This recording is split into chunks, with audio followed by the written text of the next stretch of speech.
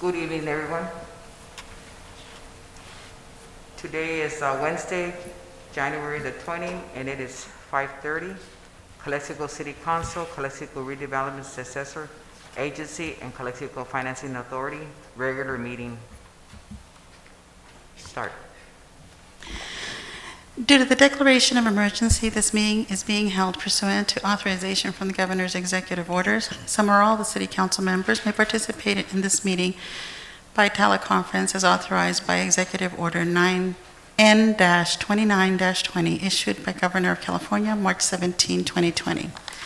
Until further notice, there will be no public access to city council meetings. However, public participation is available in the following ways. Members of the public are encouraged to watch the meeting via live stream, communityspectrum.org live at 6:30 p.m. or via the Calexico City Hall Facebook page. You may also join the meeting via Zoom. Instructions for the Zoom are available at the City Council on the City Council agenda on our city website. You may join by phone with the same instructions. Members of the public will be able to make public comments by submitting a public comment by 4 p.m.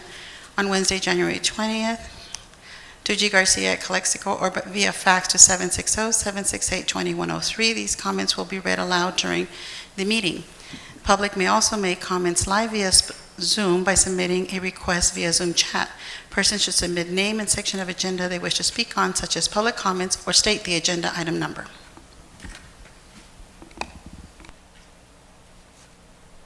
Do we have any further comments? No public comments for closed session, ma'am. Okay. So we will be going into closed session, and it is 5:34. We are going to be starting our regular meeting.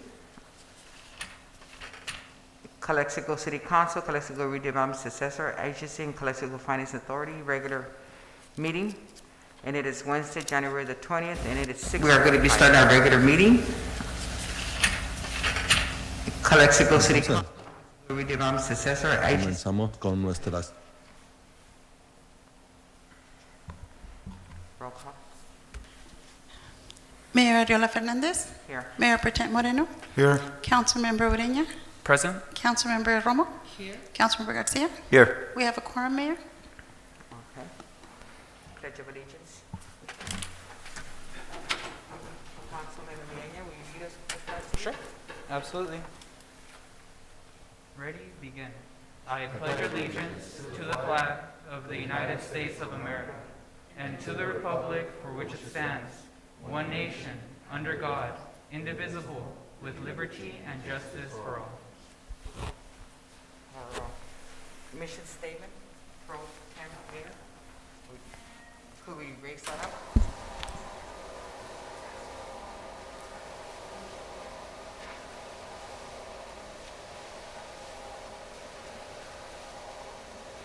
Okay, special statement. Together, we pledge to provide effective and efficient services in a courteous and respectful manner to improve the quality of life for all in our unique border community. Viva Calexico. Viva Calexico.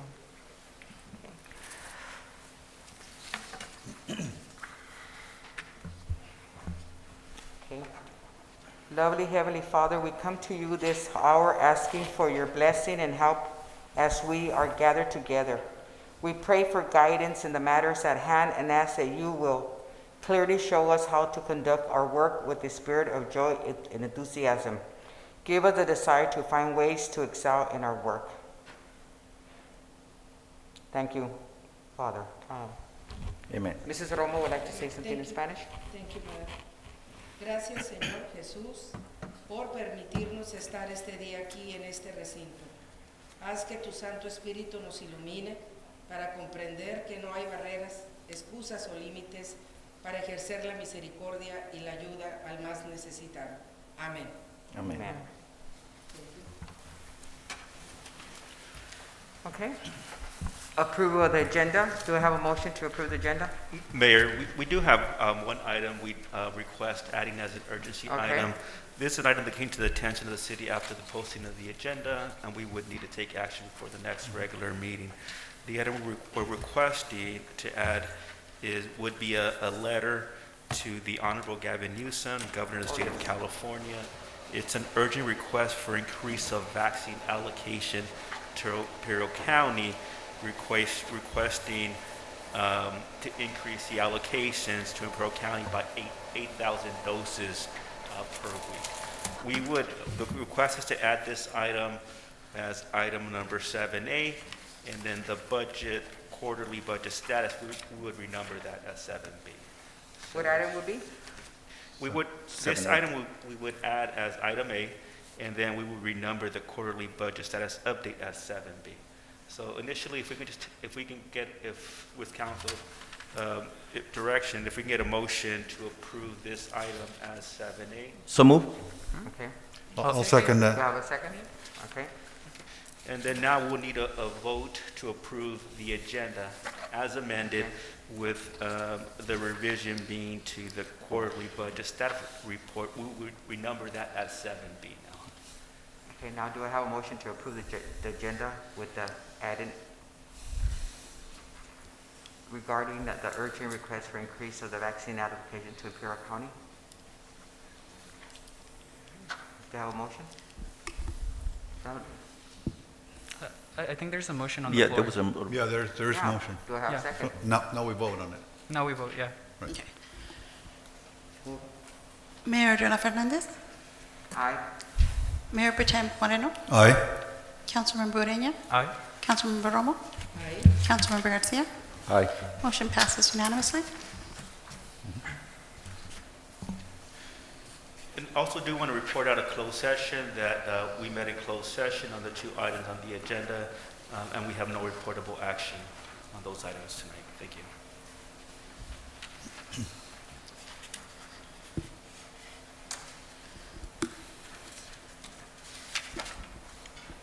Presentation by COVID-19 Ad Hoc Committee. Yes, I'll go ahead and start the presentation to introduce Daniela Flores. She will be a part of the presentation as the secretary of the committee. I Good. can hear you. Can you speak a little bit louder? I can hear you. Absolutely. Hello, can you hear me? Yeah. Okay, excelente. Here, let me stand up a little bit. What I was saying is I'll be starting off the presentation and bringing up Daniela Flores to do her part of the presentation as well. Good evening, Madam Mayor and honorable council people. I'm delivering a report from the Calexico COVID Committee. We are going to be talking about two resources primarily, testing and vaccination. As we, January, I'll give you a starting point in our timeline. January 11th was our first official meeting. Most committee members were seated at that time with the exception of Heffernan representatives that were at that point pending confirmation from their board as representatives for the committee. Heffernan, at their most recent meeting, appointed President Gloria Grijalva and Trustee Hector Martinez to the committee. The meeting of January 11th started off with some important information coming out of reports from Ciro Calderon from the school district, Dr. Vo, and Daniela Flores. Ciro Calderon went first, reaffirming to us that the school district was on board if we needed to make use of their facilities for testing or vaccination, and to make use of the Calexico Unified School District's bilingual communication services that they have that reach at least 8,000 to 10,000 Calexico families. Ciro's support and the school district support has been key so far to power access to testing sites and prepping for vaccination logistics, especially with the communication that they offer. Ciro Calderon, during his presentation, brought up a concern about vaccine equity that he reserved to address with Dr. Vo in his report, and I will go ahead and get into that once I present what Dr. Vo had said. But before we get there, our first presentation, or the presentation after Ciro, was Daniela Flores, and that is going to be the precise one that you guys are going to be seeing here. It's a modified, summarized version, but it contains just about the same information that was given to the committee.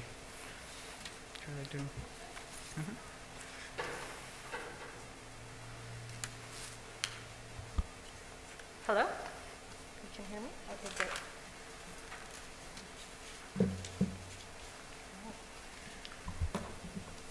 Good evening, everyone, and thank you for, this one? Yeah, this one.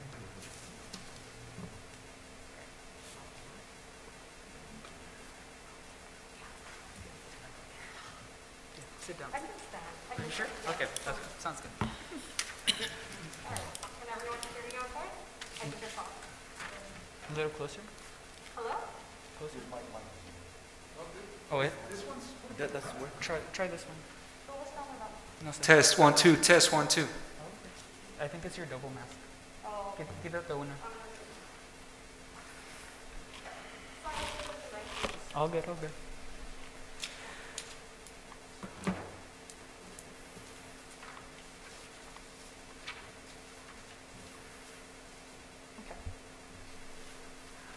Sorry, I have 3 under here. You can say I am in the field of public health. So good evening, everyone. Thank you for the opportunity to share during this update regarding the COVID ad hoc committee. My name is Daniela Flores. I'm a resident of the city of Calexico. I'm also a secretary of the ad hoc committee on COVID, and I'm also a community advocate with Imperial Valley Equity and Justice Coalition. So I would like to share a few reflections about the committee, and it really builds upon what Councilmember Ureña was referencing a moment ago. It is this committee's collective hope that the ad hoc committee on COVID can serve as a platform to bring in diverse stakeholders, such as educators, healthcare providers, the healthcare district, small businesses, volunteers, Imperial County Public Health Department, county supervisors, among many others. So we hope that they're able to convene to take various initiatives to facilitate information sharing related to testing sites, vaccination sites, and also other items that are not necessarily health related, but definitely have an impact to the recovery due to COVID, such as initiatives to support small businesses and to enhance and circulate information that you all are already working on for our businesses. We want to facilitate conversations. We hope that this committee can also help facilitate conversations with the county as they coordinate the COVID vaccine and testing in Calexico. It is my hope that these city council meetings can bring to you, council members, and to our community progress updates and give council members an opportunity to give input so that we can move forward with these initiatives that are inclusive of your feedback. So before bringing forth fully developed plans, such as a communication plan that is currently in development, we will bring key items for discussion to support the development. We're committed to make these dialogues productive so that we can work together to support community members through this pandemic.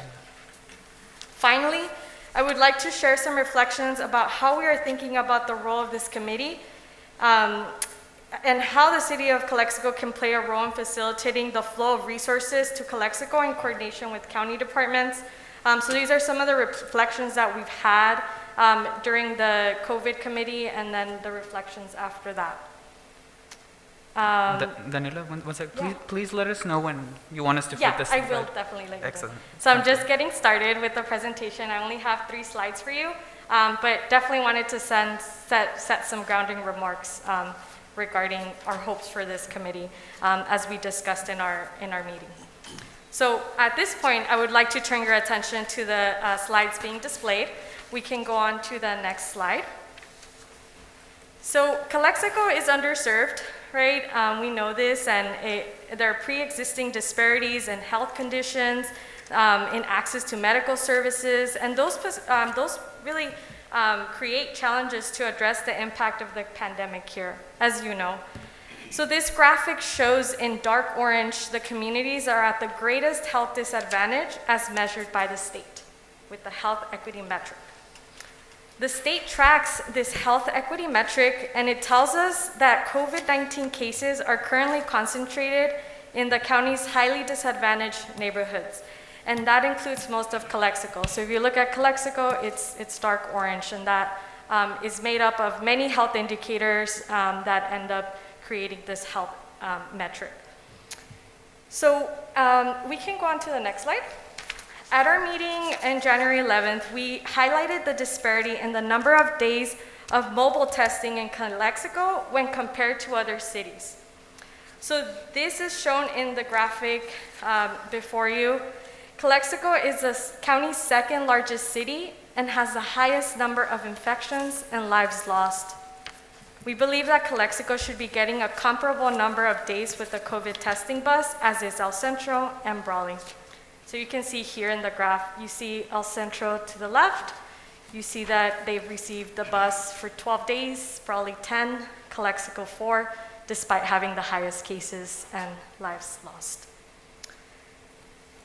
So it is important to highlight that testing is far from over. This is one of the main tools that we have in public health to overcome this pandemic. And while the December spike is leveling, there are reports of 2 new strains of COVID among the nation. Experts estimate that this will be the most common strain when we arrive to March. This strain is more easily transmitted, so it's important that we prioritize widespread testing to be able to track upticks on a day-to-day basis. We believe that many city departments can play a larger role in coordinating with the city. We can go on to the next slide. It is important that we, 1, secure accessible testing locations and times, and 2, work collectively with all of the stakeholders to inform community about testing. Here we display a graphic created by Ivy Equity and Justice Coalition that came out as an action item from the COVID committee. This graphic was disseminated widely through social media. This committee is currently working to expand outreach to as many community stakeholders, work with clinics, grocery stores, the Heffernan District, and other meeting points with people already interacting with other community members in order to expand beyond social media and also post these flyers all around town. And all of those partners can be, convened to help both with posting flyers, but also really sharing through their networks, through their communication avenues, including social media. But beyond that. And, as council members stated, the committee has been in close coordination with the district and with the public health department and other city officials to identify locations and testing time periods that would be more accessible to the community. So this proactive role that folks in this committee have taken has facilitated the expansion of testing locations in Calexico. So as we look ahead to vaccinations in Calexico, we believe this committee and the city of Calexico has an opportunity to play a role in facilitating the flow of resources to Calexico in coordination with county representatives, like we are doing now with the mobile testing, so that we don't have disparities as we saw in the previous slide. We hope that through these conversations, we can also fill some of those point of distribution sites. The county, in their vaccination plan, has identified that beyond having clinics, having providers offer these vaccinations, they know there are gaps in hard to reach areas. So they are disseminating some point of distributions. They're calling them pods. And so those, it's essential that we can raise our hand for one of those pods and let the county know where they would be best fit there based on need and accessibility. So we hope that this committee can play a role in coordinating all of these vaccines. We hope that this committee and city officials can also help support the spread of information to local providers to ensure that those providers are, have the refrigerators that they need, that they have the certification from the state that's needed, and in order to be able to distribute the vaccines. We hope that, the model that we're working with in terms of really leveraging those relationships with community stakeholders to get the word out about the process of vaccination. So as we embark that, we'll be looking at registration, letting people know where they should register. Is it online? Is it a phone number? It should be widely available.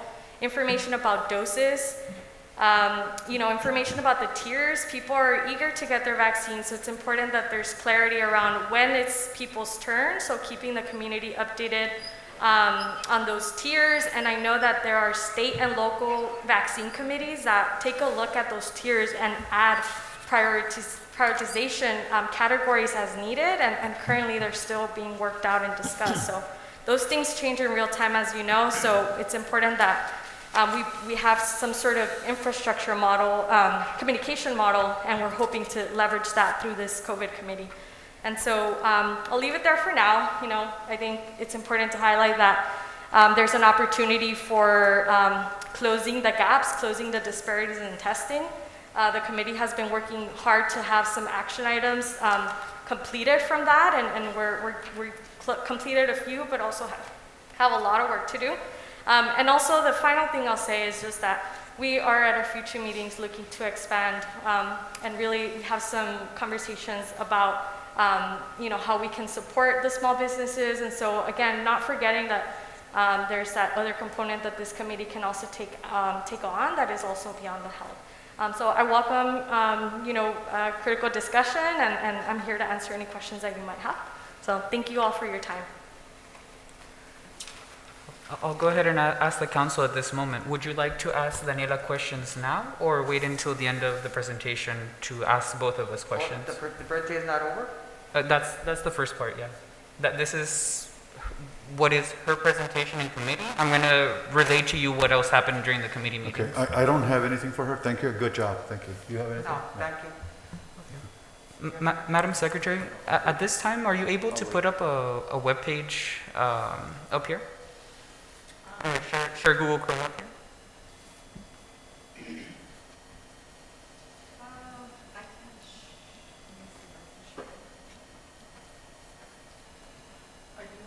I think oh wait, no. That's okay. If you're able to, just let me know so I can put up some numbers up there.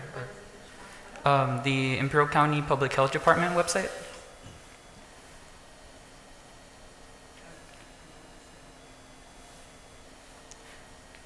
Can you help her put up the timeline numbers?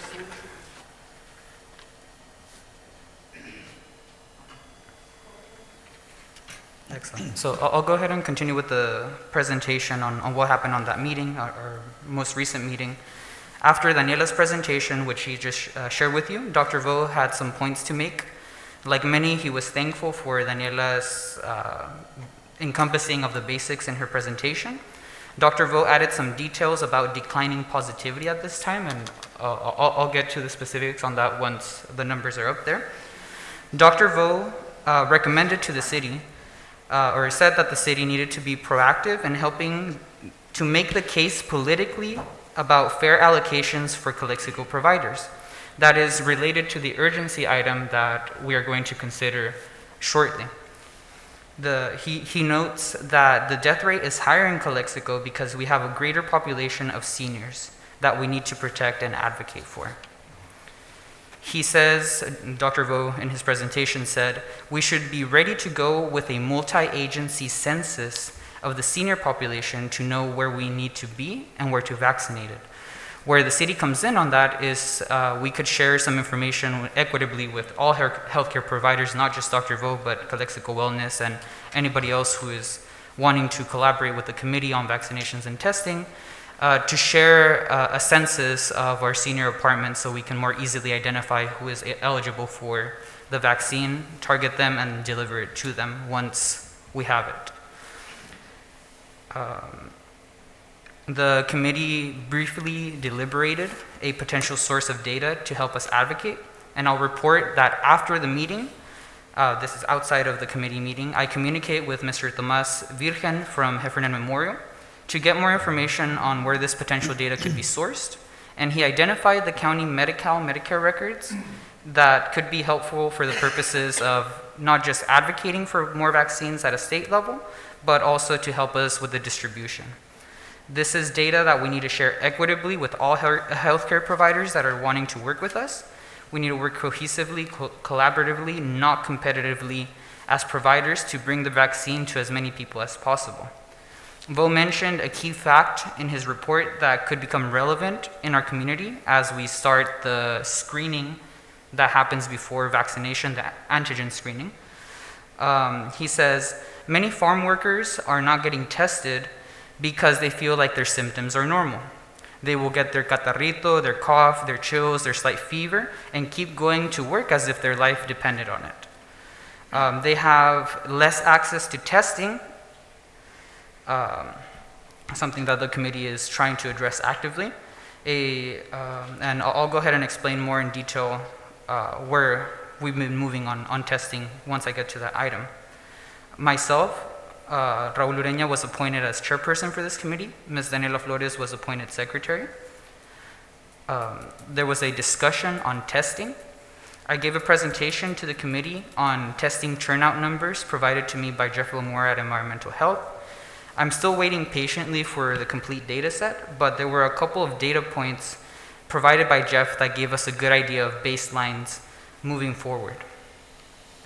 At that time, demographic data for the most recent visits was not available, specifically talking about January 8th, the visit on January 8th at SDSU Calexico, where we had 246 people get tested. That was our second most recent testing event. The one after that was on January 15th. Prior to January 8th, we had a December 17th visit where 238 people got tested at the Calexico Theater location, which was at peak surge, or a week before the Thanksgiving surge. I was missing a lot of data to make more solid conclusions, but there were some trends that were evident knowing our community. More older people, by far, get tested in Calexico compared to other cities, which makes sense because we have more elders to advocate for than any other cities. Many of them are still working in the fields to make sure we get properly fed every day. We had a higher Hispanic population than the county average by about 14 percentage points, and that indicates that when an inequity happens to Calexico, it has implications of racial justice. More self-described symptomatic people, that is people with symptoms, are getting tested in Calexico by an average of 5 percentage points, according to the couple of data points that I had. More people with symptoms are getting tested in Calexico compared to other cities. Occupational data was kind of incomplete for all cities across the board, but it's very evident that the city of Imperial had a good 20 percentage points less of people declaring that they have no employment or are unemployed. That implies what we already know, that the city of Imperial, like we saw with the health equity metric, is one of our more affluent communities and less impacted compared to Calexico and El Centro, and specifically the east side of El Centro. To me, the numbers clearly show that our baseline demand for testing is about 240 people without advertising.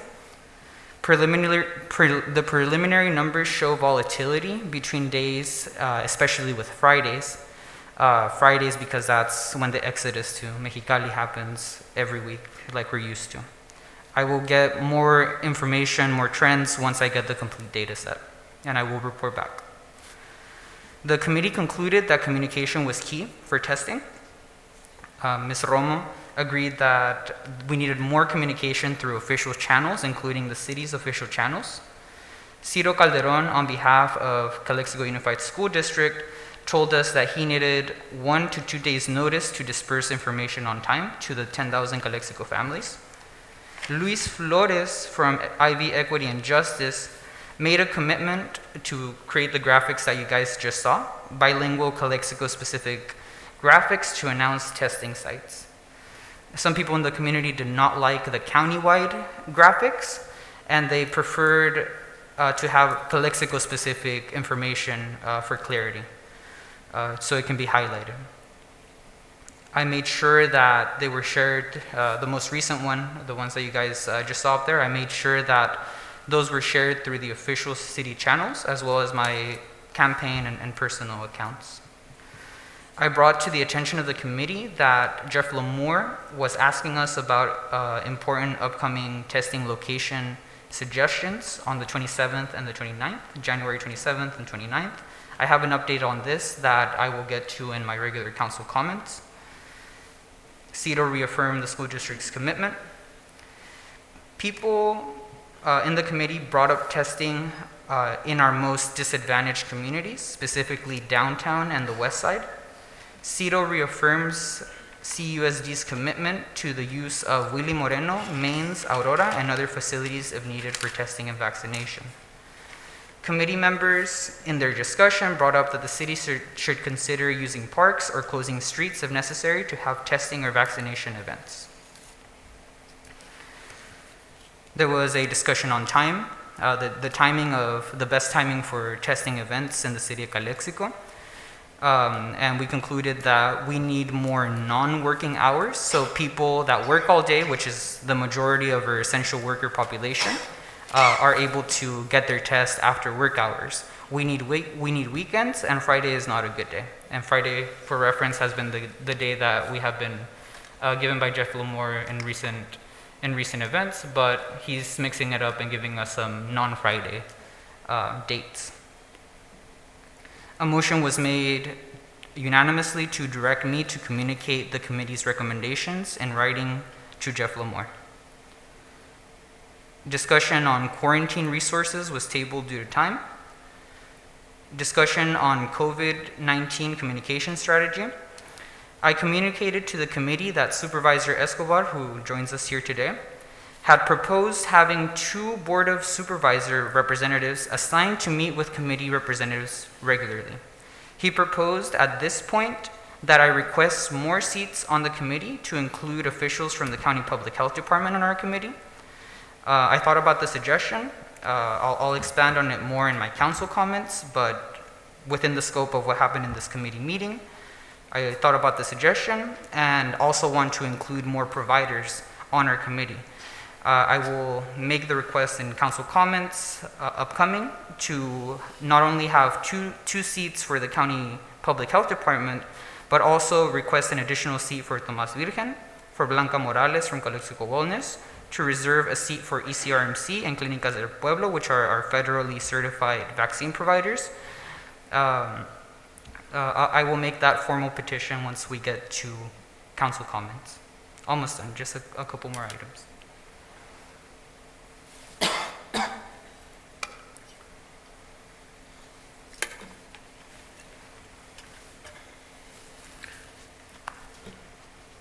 It was brought up that individual council members and public officials could do more directly communicate information to the public, specifically to their political bases and to the people that they're most connected to.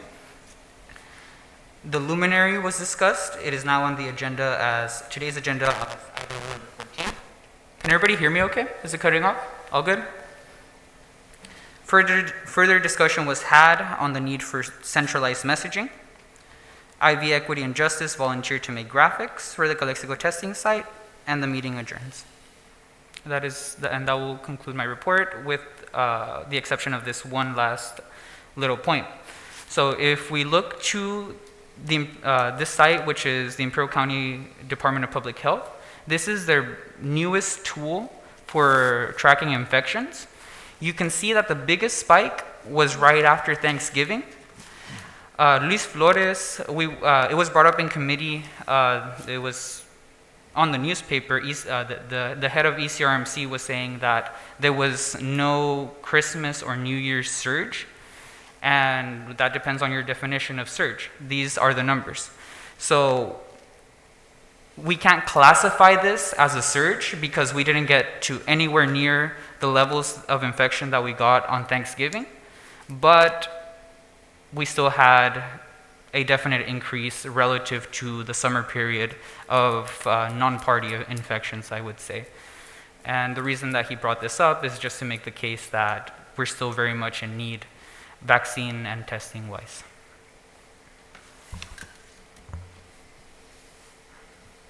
And that will conclude my report. Any questions? Yes, as a point of reference, thank you for the update. Absolutely. As a point of reference, and I don't know if it's a mayor, with all respect, members of the public. As a point of reference, I believe back when Mr. Councilman Garcia had suggested that we had approved the ad hoc committee with certain, Criteria. yeah, right, criteria. So I would recommend, I would ask if it's okay to revisit this, maybe ask the city manager to put us on the agenda as a further discussion for this ad hoc committee for the next scheduled meeting.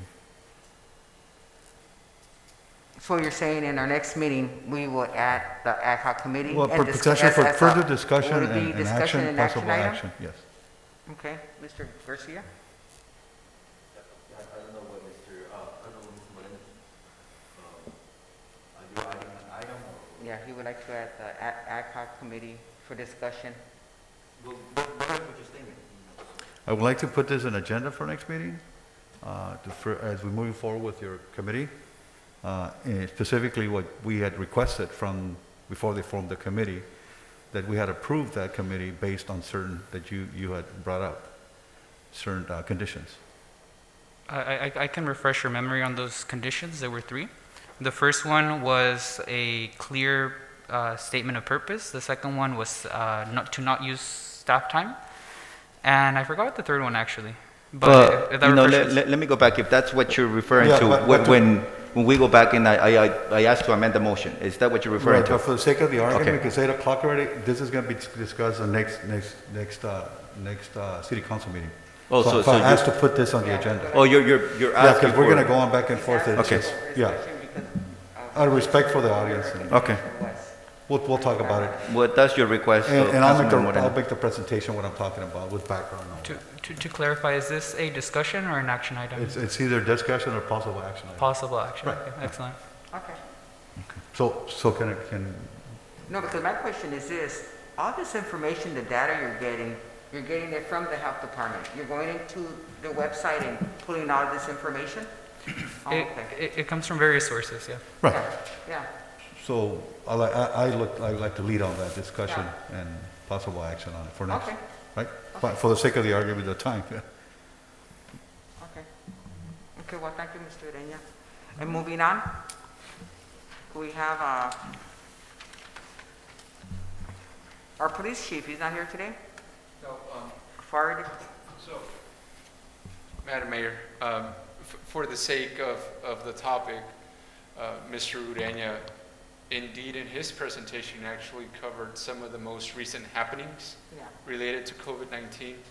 As a result of that, I just confirmed with our fire chief, there is nothing at the moment that we're going to add to that. Oh, okay then. So at this moment, the presentation that was given by Ms. Flores and by Mr. Ureña, Councilmember Ureña, cover the items that were going to be discussed. Then Mr. Backtrack then, Diego, Mr. Favela. This is the information you would always provide to us in every meeting. So in other words, they're duplicating what you were doing. Okay. To Okay. some degree, yes. So now moving on to public, we have for public comments, our supervisor, Jesus Escobar, will you come up to the podium?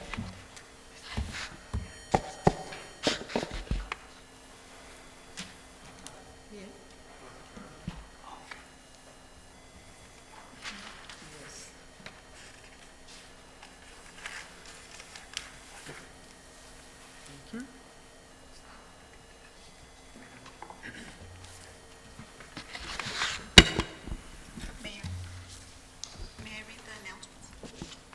The announcements. Okay, never mind. Thank you.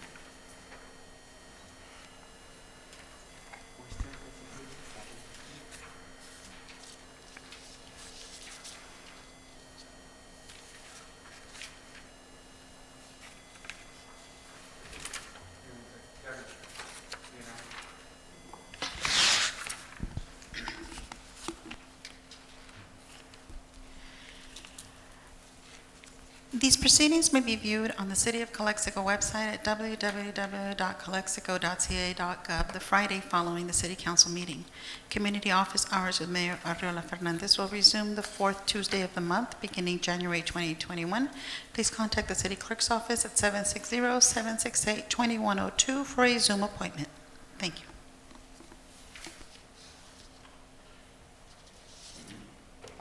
Escobar? I do apologize, I had you under presentation instead of public comments. No problem. First of all, I want to congratulate the new council members. Last time I came, I went into my spiel and I did not congratulate Mr. Ureña, Mr. Moreno. Pues el Camilo ya es el veterano. De mi romo. Muchas felicidades y enhorabuena. Welcome to Calexico Politics. I provided a letter for you. It was ratified today. It was sent to multiple individuals as well as state agencies. I'm very passionate about this subject, and we're talking about testing, and in speaking to Mr. Ureña, I realize why testing is important. But to a certain extent, over and above testing is the vaccine. And the vaccine is already available. I'm not going to use the word readily available because it's not readily available. And that's what this letter basically states. And it is the equitable distribution of this vaccine across our state. And across the country, to be honest with you. But I'll focus on our state and obviously Imperial County and then specifically Calexico. We've been hard hit. Our unemployment rates are through the roof. We're a challenged financial county.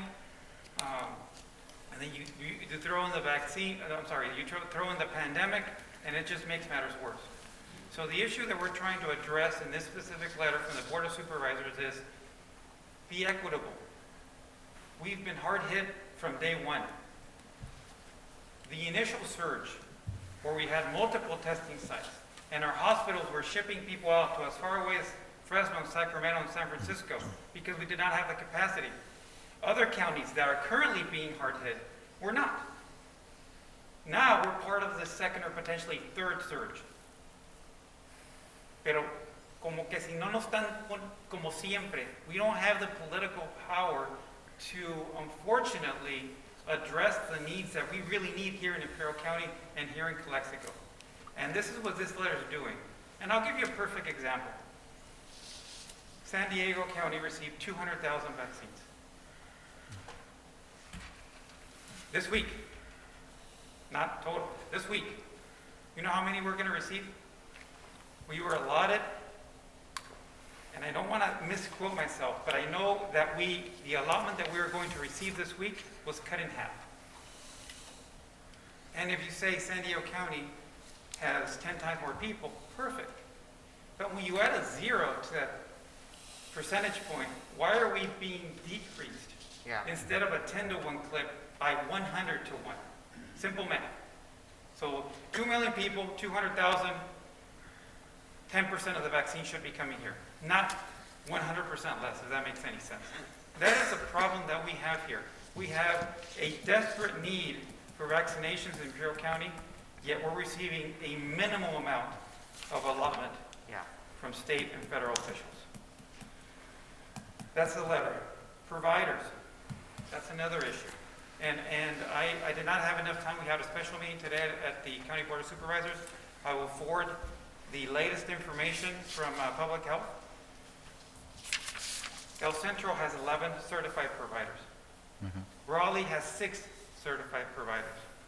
Calexico currently, officially, according to state,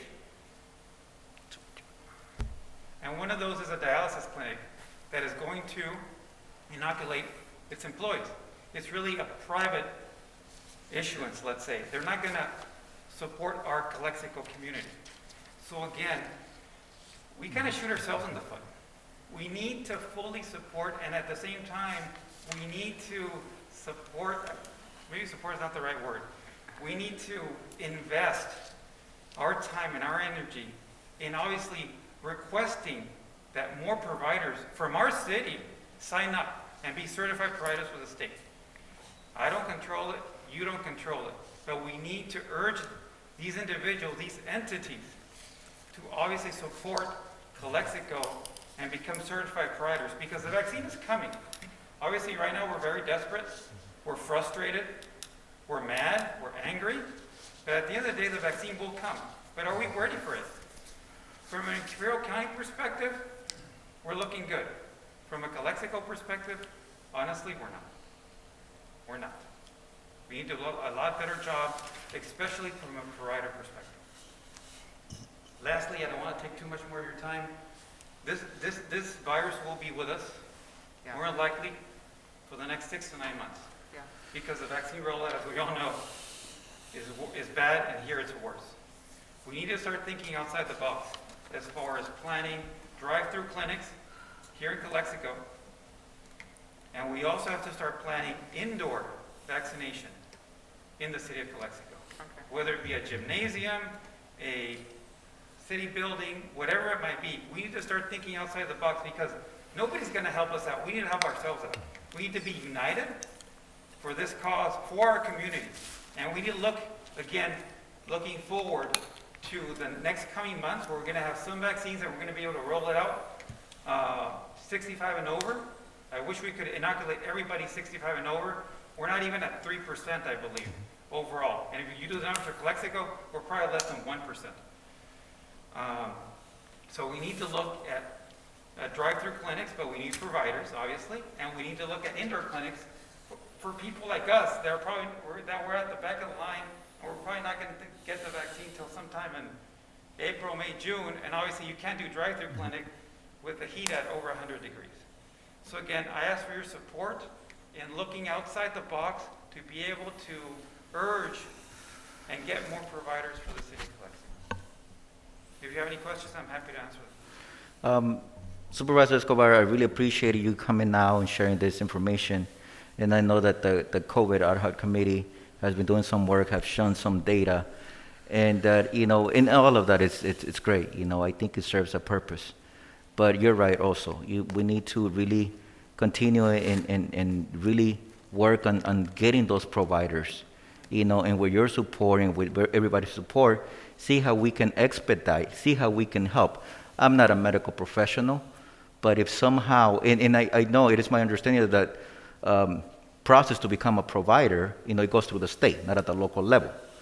But if somehow, I'm pretty sure that the outreach has been done or is being done, maybe a follow-through that is always one of the issues, whether it's this or businesses, the follow-through, making sure that, we're communicating. It's on us to make sure that, here's the application, have you done it, and just been there, so with your help, and I know the health department, the Imperial County Health Department is overwhelmed, with a lot of, things that they're doing. But if we can just, again, help each other out, your heart and our heart is in Calexico, and of course, Imperial County. But if we can just help ourselves, whether it's through the committee, whether it's through just someone that wants to take on this. And I tell you, I've talked to people, and the two providers that you mentioned, well, one, like you said, it's probably for their employees, and the other provider hasn't done any outreach, so nothing is happening, right? And we don't have the vaccines right now, but you're right. We need to start planning. So once we get them, we're not kind of like planning as to where we're going to go. We need to look at that. We need to identify from locations to transportation, plan B, plan A, plan B, plan C, whatever that might be. I think we have seen some examples already, some of the things that work and they didn't work. So let's build up on those examples. Again, there's this committee already. But if we can just maybe, in no disrespect to the committee, the work of the committee, but if we can just take the bull by the horns and let's get to this, whatever it takes. So again, if you can help us out, the county, I love this letter that this came out, last minute. But it will take more than a letter for us also here. It takes, us getting together, thinking outside the box, and already kind of like do our own search around the town. So I have identified some places. I have held massive events, in my other previous life, my other life, what it works, what doesn't work, what works during the summer months and the winter months. So I think, just getting together and really strategizing, but helping everybody else, out there, medical providers. So that's a task that I want to maybe just appoint someone from council, and not duplicate services. Yeah. And we can continue to do the data. We can continue to do the advocacy. I think that is great. But, I want to ask for your leadership in helping us out, getting to the people that we need to talk to. There are weekly meetings, Mr. Figueroa, as well as weekly meetings. They were bi-weekly or monthly, depending on the Yes. caseload, bottom line, that are now weekly again. Okay. They include a city council member along with the city manager of the 7 cities of Imperial County, along with public health, the CEO's office. I Okay. believe, Ms. Fernandez, you RSVP this Yes, Friday. I'll be attending it on Friday. It is extremely important that we consistently participate in those meetings. If we Yes. cannot participate, we assign somebody. For example, if Mr. Ureña can't make it, he passes the baton to Mr. Moreno or to Ms. Fernandez, etc. And if Mr. Figueroa can't make it again, it's important that we continue to participate because a lot of information is flowing through those meetings, and if Calexico is not on the table, obviously some of this information will get lost, and there can be potentially miscommunication. So it's important that we consistently participate in these meetings. The other provider is Clínica Salud del Pueblo, and they will be targeting 65 and over, obviously. Unfortunately, they have a very, very limited supply, as you can imagine. Yeah. The other thing, and this is just going to throw another curveball at us, is that the word on the street is that tomorrow the governor's office will announce a change, another change in the tier system. And I believe it's going to be more of a pyramid type of scheme or type of Approach. approach, thank you, Yeah.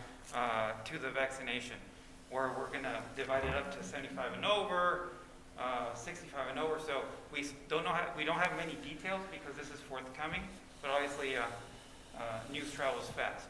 So this is another thing that we're going to have to look at very detailed to make sure that when we're complying, along with the fact that we still have to get a vaccine in Imperial County, or the vaccines in Imperial County. So again, as far as advocacy is concerned, we're there, but at the end of the day, it needs to be a collective front from all angles in order for us to get the most vaccines as quickly as possible to our county. So what we can do in the meantime, if I maybe identify places here in Calexico, so when that time comes, maybe that's one of the to-do already, or one of the goals from whoever, right? Just have them ready to go. That when we get the vaccines, we have everything already in place. So, Including the provider. correct. Yeah, and that's another thing. We have to work with the health department. We cannot be bouncing around and overpassing anybody. We have to work with the chain of command. And we have to make sure that the health department is providing us with all the information necessary. Because that's the only way we're going to be able to move forward and giving out the right information. As far as what, I'm sorry, Excuse me? as far as when you mean public health, what do you mean? You know, like when we meet with the health department, like with these vaccines, everything that went on, how it was so much confusion that you're Yes. reading. We have to make sure that all the information is being provided, because, they're the ones that are taking care of us, or they're the ones that are supposed to be taking care of, along with the supervisors, isn't it? The health department, or I mean, that's an open-ended question. As far as the certification for providers is concerned, that's strictly a okay, state. but for the providers, shouldn't the health department be also be reaching out to No. the providers? Well, no, we're reaching out, and this has been proactive for months. And we've been knocking on doors and literally begging more providers to apply. And there are providers in the process. Okay. But at the end of the day, you might be in the process. That doesn't mean you're certified and you actually start inoculating. There's a big difference. So But let- as far as the certification, I apologize for interrupting. As far as certification, the county has nothing Right. to do with the Okay. certification. I'd like to say something on that, if I may, real quick, because of time. Okay, for me, 2 words, okay, it's allocation versus order. And by me, order is placing an order. Now, I understand this allocation. Okay, let me go back a little bit. Since the inoculation started in California, the state of California has received a million vaccines every week. They've been receiving 1 million vaccines every week. Okay, when people mention allocation, that means that they're allocated to certain counties. Now, why are we, as a whole, as a county, are we dependent on allocation? Why we're not placing orders instead of waiting for the vaccines to get here? Because, like you said, San Diego gets so many, Imperial doesn't get me. I don't know if it's the system that's broken or that's the way it is. That's my one thing. The other thing also, in terms of certification, there's 7,500 medical providers, which includes doctors, primary cares, nurse practitioners, MAs, and LVNs and RNs and all that. Okay, it's total. Now, not all of them. Some belong to private, some belong to public clinics or hospitals or whatever. Not all of them, okay, want to inoculate people. That's You can't force people to do that.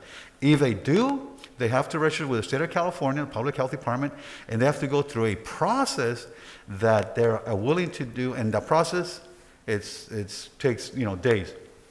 Calexico Wellness Center just today got accepted as the organization, nonprofit clinic who can give those vaccinations. Now, okay, for now, they have to now call the Public Health Department and say, can you send me, for example, they have 1,000 patients. Out of 1,000 patients, so we're starting 65 and older, right? Now, we still got to contact those 65 and older. Not everybody gets vaccinated either, because you can't force people to get vaccinated. So from those 302, 117 only want to get vaccinated. Okay, now what they're going to do is they're going to make appointments, and they're going to go to the house if they want to, or they can come to the clinic, because not everyone wants to come out either, because they're scared. So they also have that in place. Now, out of that, if we allocate vaccines for Imperial County, and we have 100 and the letter says 180, let's wrap it up to 180. If we only get 1,000 vaccines, why are we waiting for allocation? Why we're not placing an order for 190,000 vaccinations, right? Let's take it a step back. First of all, we're talking about the state of California. All these are public vaccines. They're not private. You can't purchase them. They're being distributed basically, quote unquote, nothing's free, but basically free of charge throughout the counties of California, and then the counties that distribute them. And some of them are not going to the county. Some of them are going directly to the provider. In fact, most of them are going to the provider. Now, some of these providers circle them back to the county, because the county's been doing clinics to basically inoculate EMS, emergency medical staff, throughout the county. Which are the primary. Throughout the county. Right.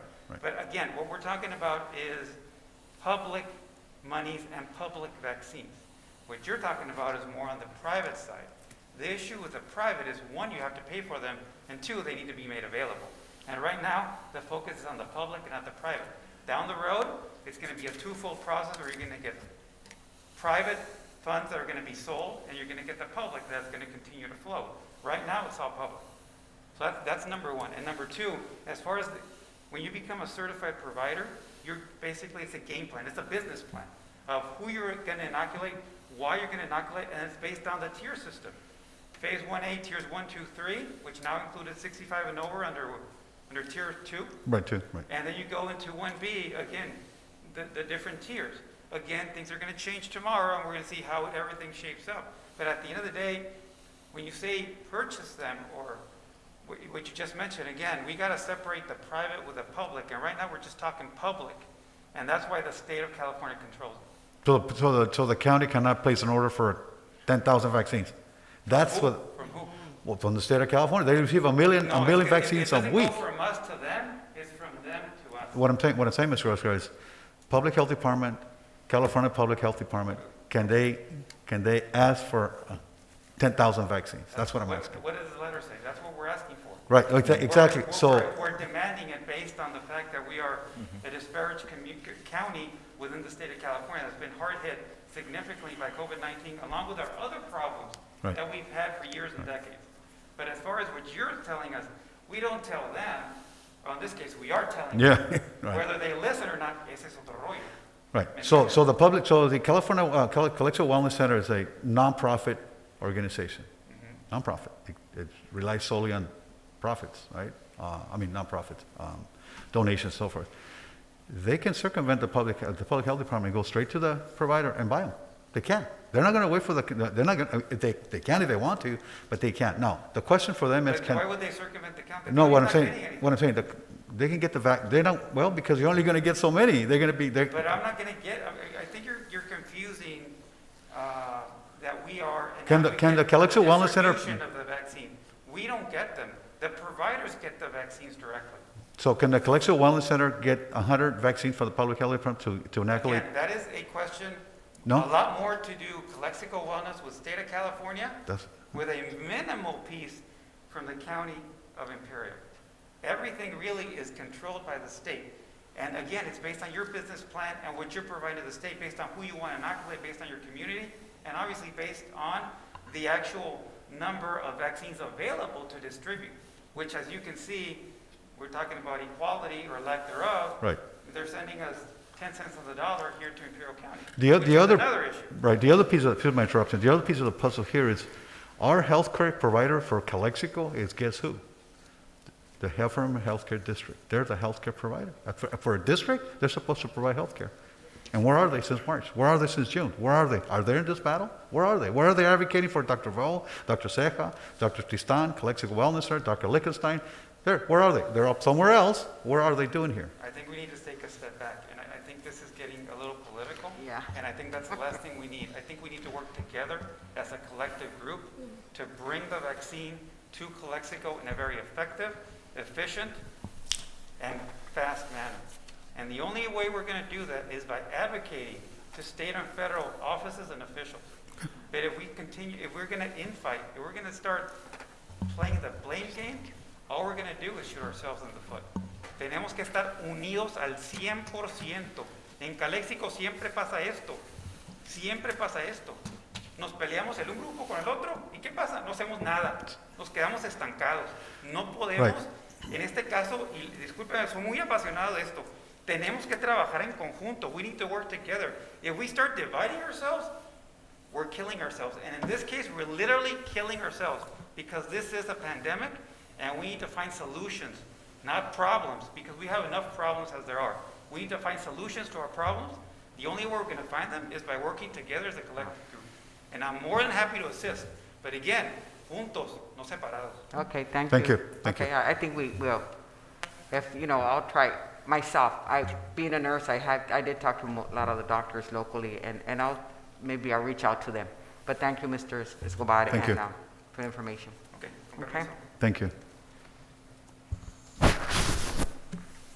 The next comment will be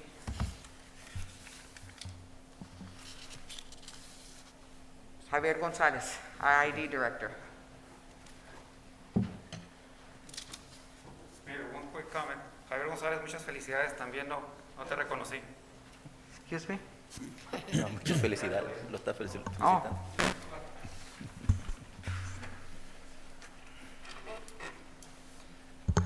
Thank you, Honorable Mayor, members of the council, public, staff.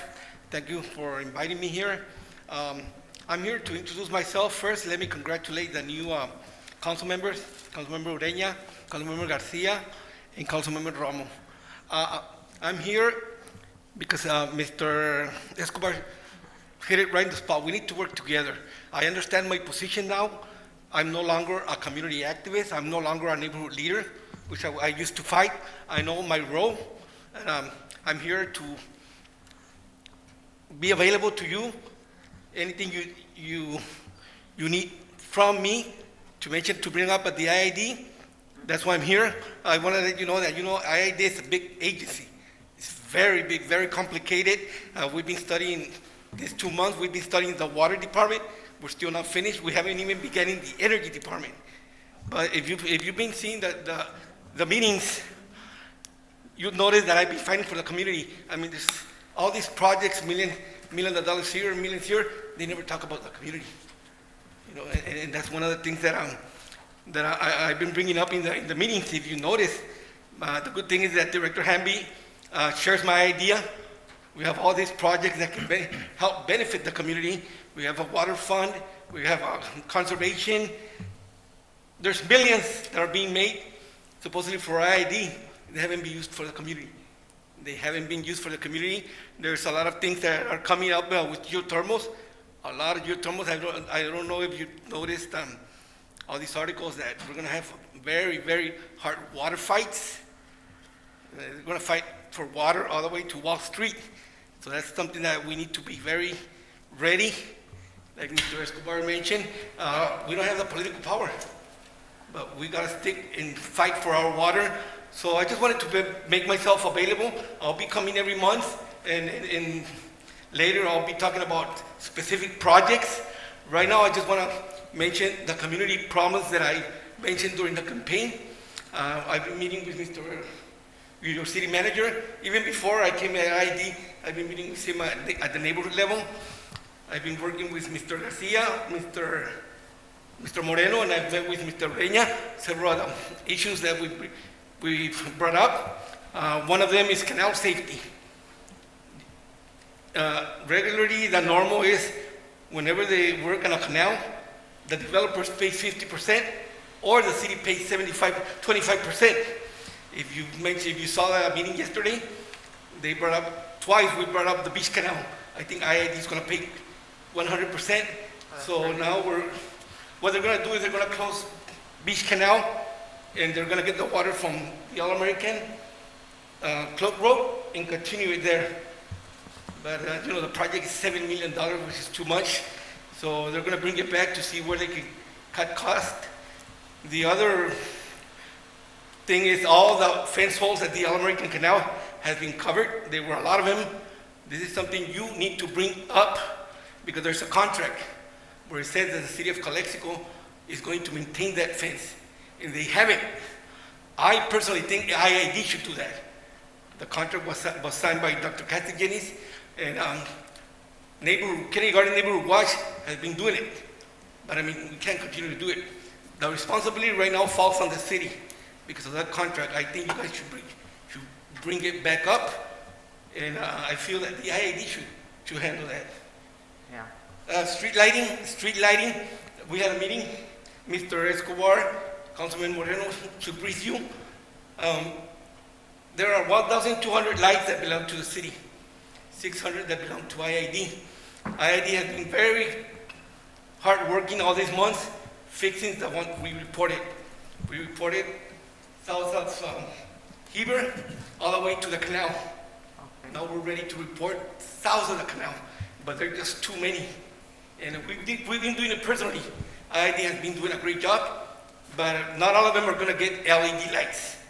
The city needs to, well, Mr. Figueroa is going to brief you on that. Okay. The other thing, retention basins. I know that Daniel Gutierrez field is ready to be fixed. Just the day before yesterday, we met with Water Supervisor Saldaña and a few farmers. They want to help fix the Rancho Frontera. And I think IID is going to be lighting all over where the canal runs. Okay. They're going to put lighting. But yeah, several farmers want to help fix that canal because it's ugly. It's a health hazard. So what else? Those are the issues that I brought up during that campaign. Community, fixing up our community. This is different than what IID usually does. All those issues at IID, I need to study them. They're hard, they're complicated, but I'm focused on my community. And like Mr. Escobar said, we need to work together. And I've been working hard. I mean, practically a full-time job until now. Every day, meeting with people, meeting with all of the managers at IID, and trying to get them to help us in Calexico. I mean, some of them are starting to be a little bit worried, but we've been pushing to improve Calexico. IID can do a lot to benefit our community. A lot. They got a lot of money. And I'm not talking about the private money from the community fund. Benefits. I just needed someone to tell them that here in Calexico, we need to work together with them. Thank you, Mr. Gonzalez. We appreciate all the information. If you have any questions, I'll be coming once a month and basically be informing you on specific projects. Okay. Yeah, but for now, that's it. I just met with IID General Services and asking that whenever they're going to auction their vehicles, their heavy machinery, that they think of Calexico. Okay. There's a lot of heavy equipment that they auction, and I think we can Well, thank you. use that. Appreciate that. Okay, thank you all. On the COVID, yesterday we passed the memorandum to end, the electricity beginning February 17. Whoever is not registered on a contract to pay back their bill will be automatically put on a contract. We needed to end that because it was too much money. Okay. Too much money that would be almost $24 million that's owed to IID. Thank you. Okay? Muchas gracias. Thank you, Mr. Gonzalez. Okay, moving on. Public comment.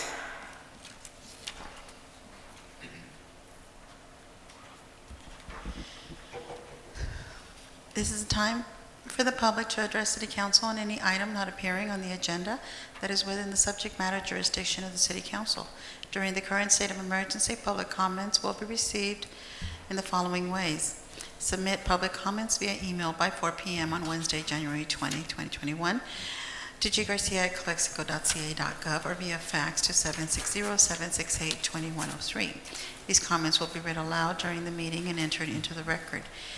You can also make a public comment via live Zoom by submitting a request via Zoom chat. Persons should submit the name and the section of the agenda they wish to speak on, such as public comments or stating the agenda item number. Any comments received during or after the meeting will be distributed to the City Council and retained for the official record. City Council is prohibited by state law from taking action or discussing items not included on the printed agenda.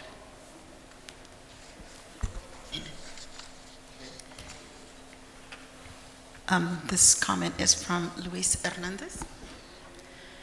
Dear Calexico Council members, writing to express my opinion to the selling of 2 parcels of land along the U.S.-Mexico border by the city to the U.S. Army Corps of Engineers for the purpose of construction of secondary security border wall, making the land exempt from review under the California Environmental Quality Act, declaring these 2 acres surplus land and asking for a small amount of $26,700 for both properties.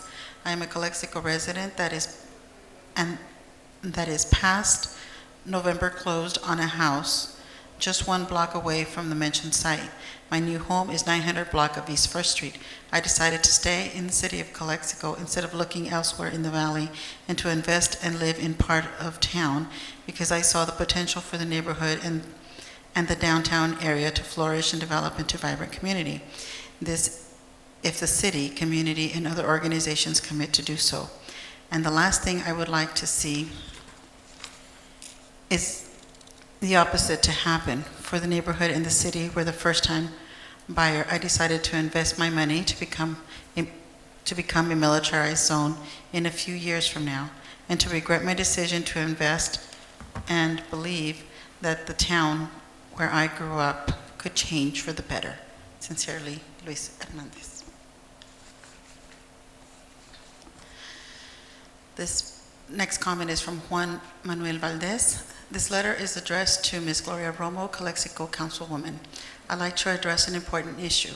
I am concerned about what appears to be your lack of speaking and understanding English, as I have heard during the City Council meetings. I also learned that during 2010, while you were serving as a board member at the Calexico Board, a petition to recall you was in effect. The recall states that you cannot effectively represent the people of Calexico since you have limited English fluency. Refer to Google Gloria Romo Recall Calexico School District. Ms. Romo, many residents in Calexico do speak English, which is also the primary language in the United States.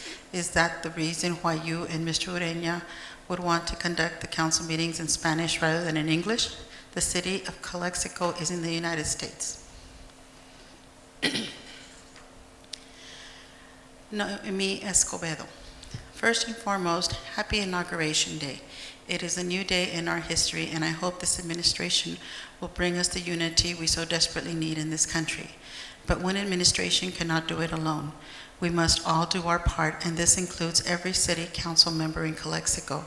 What I have seen in the last few meetings and on social media has been heartbreaking. I voted for you, Mr. Ureña, with the hopes that you would bring in new ideas and embrace the council despite your differences. I continue to see Mr. Ureña bad-mouthing every single council member on Facebook. How do you expect Rosie to work with you when you continue to spread hate on Facebook about her? Just because you may have endorsed Camilo or Moreno does not mean they owe you anything. Enough is enough. I do not want to get into further details, but I ask you, Mr. Ureña, to stop this behavior. Grow up and be the leader we need you to be.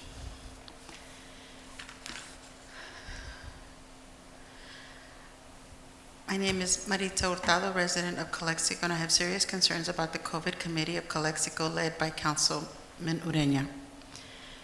More specifically, Heffernan District Board members who hold approximately $6 million health-saving dollars paid through citizen property tax have serious deficiencies in distribution of any and all services in this community after March 15, 2020, and I think it's important to understand that they failed us as a community so far.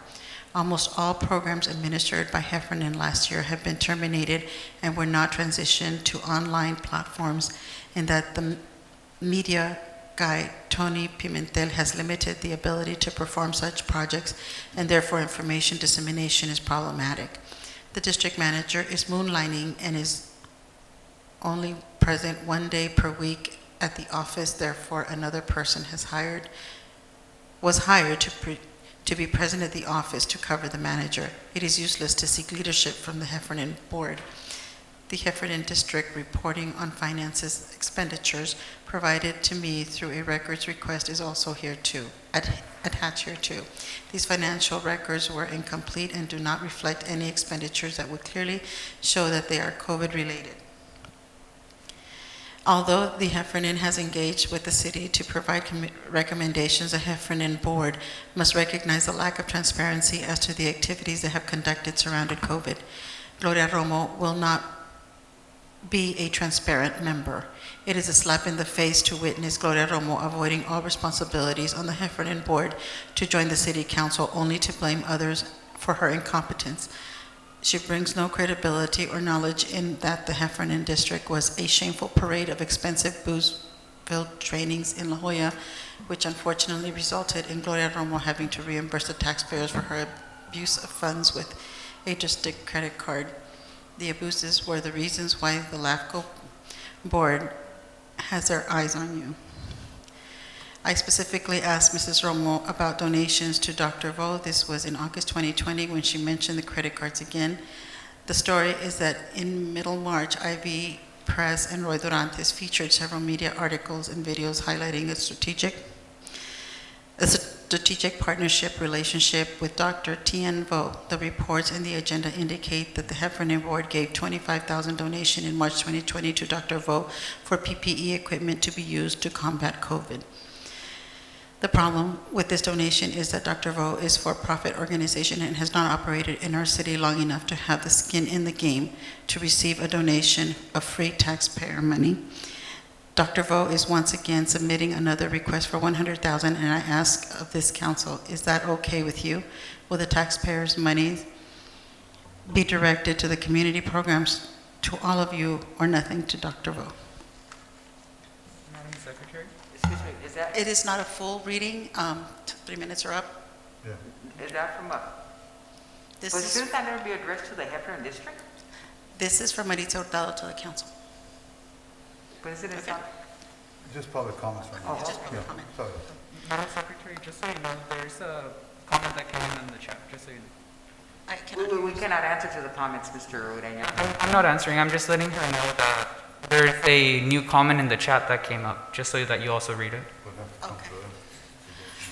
I have an anonymous comment here, and this person is to the city. Says, I would like my name to remain anonymous. I am a citizen of Calexico and a registered voter at this time. I want to make a public comment regarding the statement that Council Member Raul Ureña made on 12/16/20 council meeting in reference to the murder of a transgender, and asking City Council to take a minute of silence in memory of that individual. Councilmember Raul Ureña's statement was both prejudiced and provocative for the purpose to promote and defend gay rights, homosexuals, and transgenders, infringing upon my First Amendment constitutional rights, as well as other council members, to include the general public. Ureña's comments and statement in reference to sexual transformation and gender was not an agenda item open for debate or discussion. Therefore, I would ask the city clerk by majority vote of the council to completely strike out Councilmember Ureña's transgender statement from the city's records, or remove all inference to gender, sex type, and this memorial request for the silence from the city records, transcripts, minutes, recordings, forums, and spectrum. Notwithstanding and without prejudice, if Councilmember Ureña wants to be an activist for gay rights movement in gay community, that he do so on his own accord outside the jurisdiction of city government or council, unless he is being personally persecuted, harassed, mentally or physically abused to the point where it impedes his or other city employees' ability to effectively perform the nature of their job, and only if this placed on the agenda for discussion. Zoe García. Hola, buen día. Me dirijo hacia ustedes esperando que se encuentren bien de salud y ánimo. El motivo de mi carta hacia ustedes es para dar fe de lo sucedido el día domingo 17 de enero 2021 en Imperial Valley Mall, el centro. Ese día se inició la fila para guardar lugar para ser vacunados a las personas mayores de 65 años por parte de El Central Regional Medical Center. La fila inició desde las 6 a.m. de domingo, cuando yo decidí llevar a mis padres a hacer fila, ya que únicamente dieron 600 vacunas para las personas mayores. Me percaté que no había vigilancia ni un stand de información, ni mucho menos personal de dicha clínica para llevar un control de las personas a vacunar. Se hizo un subgrupo de personas ciudadanas para llevar un control. Entre ellas estaba yo, Zoe García, como una de las organizadoras de dicho grupo. Nos fuimos al inicio de la fila, empezamos a hacer un estimado de conteo. Al principio del día domingo hubo una conferencia donde se especificaban las reglas para la vacunación. Una de esas reglas estaba dicha en que cada persona que fuera a hacer fila solo podía cuidar el lugar de 2 personas mayores de 65 años. Cuando nosotros iniciamos el conteo, nos percatamos que habían personas ocupando el lugar para 4, lo cual no estaba permitido. Había una zona acordonada donde nuestro conteo arribaban hasta 280 personas en promedio, ya que había espacios con sillas vacías y el grupo de ciudadanos decidimos contar doble. Avanzando sobre la fila, noté que mis padres serían el número 417 y 18. En promedio y margen de error del 10% faltantes sillas vacías, tendrían que quedar en el número 447 y 448. En promedio estimado, nosotros contamos hasta 730 de la tarde a 510 personas haciendo fila. Llega el guardia de seguridad de Imperial Valley Mall y reubica a las personas que se encuentran haciendo fila en la zona acordonada. Avanzando la noche, llega un representante de la ciudad del centro diciendo que lo siento mucho, pero se tienen que retirar, ya que en la zona acordonada había 300 personas, las cuales estaban multiplicadas por 2 y daban un total de 600 personas. Esto pasó alrededor de la 1:30 de la mañana. Menciona esta persona que es responsable de esta obra, no se irá con las manos vacías, que merecía un castigo y que así sería. También mencionó que había personas pagando hasta $150 por dejarlos meter a la fila. Note que solo había 4 baños portátiles para 600 personas a 100 metros de distancia de cada dúplex. En lo personal, sé que es poco, ya que cuando trabajamos en el campo para 2 cuadrillas de 48 personas en total, hay 16 baños, 4 para mujeres y 4 para hombres. En cada lado del campo, y esta ocasión solo había 4 para 600 personas. I believe I've reached the 3-minute mark.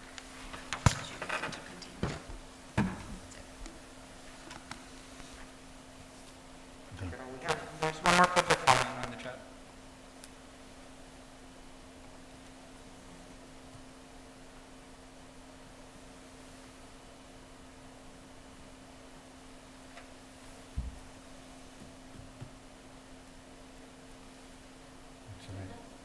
Donna?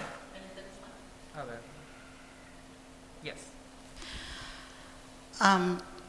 My name is Melinda Guzman, and I am a proud CSU trustee emeritus of the California State University and director of the Federal Home Loan Bank. I have many family members who reside in Calexico. My father was raised on both sides of the border. I spent many summers in Calexico. I wish to congratulate all of the newly elected members of the City Council. I applaud the Council's continued efforts to embrace language diversity and applaud Councilmember Romo and others for that effort. I invite the City Manager to speak about affordable housing grants, about our bank to bring affordable housing to the city. Many regards to you all, and Happy New Year. And I have a person, Alberto Alviso, who would like to speak.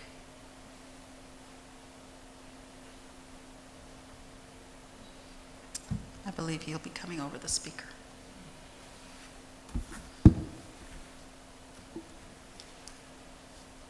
Que quiere hacer uso de la voz, perdón. Coming over the speaker. Buenas noches. Quiere hacer uso de la voz, perdón. Sí, buenas noches, ¿se escuchan? Sí, adelante. Buenas noches. Muy bien, parece que ya me escuchan. Sí, buenas noches, ¿se escuchan? Sí, adelante. Muy bien, voy a empezar a hablar. Primero que nada, quiero dejar muy claro que lo que voy a hablar en este momento no es nada personal con ninguno de ustedes, pero sí como servidores públicos, pues me voy a referir a ustedes como lo que son servidores públicos. Primero que nada quería decir sobre la fecha del 16 de diciembre, cuando se pidió que votaran, que quitaran a la señora Rosie de alcaldesa. El señor Javier y el señor Camilo votaron a favor para apoyarla a ella. Como ciudadano, les quiero pedir una explicación del por qué decidieron permanecer pues en unión con ella, que ella siguiera como alcaldesa. Ahorita se está hablando de que se tiene que trabajar en unión entre ustedes y que hay muchas diferencias. Y la verdad sí se ve mucho eso. Pero si de veras quieren trabajar en unión, creo que ustedes como servidores públicos deben de escuchar la voz del pueblo y apoyar a lo que ellos piden. Señor Javier, usted dijo en uno de sus comentarios que usted estaba para escuchar la voz del pueblo y lo que el pueblo dijera. Y el 16 de diciembre el pueblo pidió que votaran para que quitaran a la señora Rosie como alcaldesa, y usted no escuchó a la voz del pueblo y simplemente ignoró. Quiero decirles, y se los digo de la manera más buena onda o positiva que puedo ser, ¿verdad? Que ustedes se pusieron en este lugar para escuchar al pueblo y para hacer lo que la gente de Calexico necesita. Y van empezando ahorita y ya están ignorando la voz del pueblo, y eso no está bien. En eso no estamos de acuerdo. Otra cosa que está pasando es que desde hace más de 2 años, más tiempo, los negocios de Calexico se han estado muriendo. Vino la pandemia y atacó no solamente a la gente, en general al pueblo de Calexico, a las familias en sus casas, sino que también directamente a los comercios. Y no han hecho mucho por muchos comercios de ustedes. Sé que ustedes son una nueva oficina y la gente que estaba antes no hizo mucho, pero es el momento de que ustedes actúen, ¿sí? A la señora Rosie, quiero decirles que yo soy un comerciante de Santo Tomás y que usted nunca nos escuchó desde el día 1 de lo que pasó en el incidente en Santo Tomás, y hasta la fecha usted nunca ha hablado de nosotros ni ha buscado la manera de ayudar a la gente de Santo Tomás. Cuando esto del COVID acabe, si es que va a pasar pronto, ¿qué va a pasar con los negocios? ¿Van a volver a ayudarlos? ¿Van a dejarlos ahí morir? ¿O que sigan muriendo? La verdad es que se tiene que actuar. El señor Eduardo dijo ahorita que realmente ha habido muchos movimientos políticos y que no se trata de eso, pero realmente ahorita sí se trata de trabajar para apoyar a la gente de Calexico, a los negocios en general. Y pues quiero pedirles nada más que ustedes sean responsables de las acciones que toman y que sean valientes en las decisiones y que sean responsables de las consecuencias de sus acciones que ustedes tomaron y las decisiones que tomaron.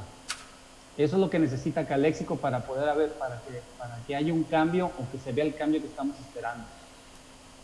¿Sí? Tengan el valor de enfrentar al sistema, porque también el sistema en el que estamos tiene muchas cosas que no están bien, que hace muchos años se impusieron o se implementaron con una ideología tal vez corrupta o con una mala administración, y que esas reglas, ese reglamento o ese sistema en el que vive la ciudad de Calexico necesita ser cambiado y desafiado. Y ustedes son las personas que están ahí sentadas las que están ahí para hacer ese trabajo.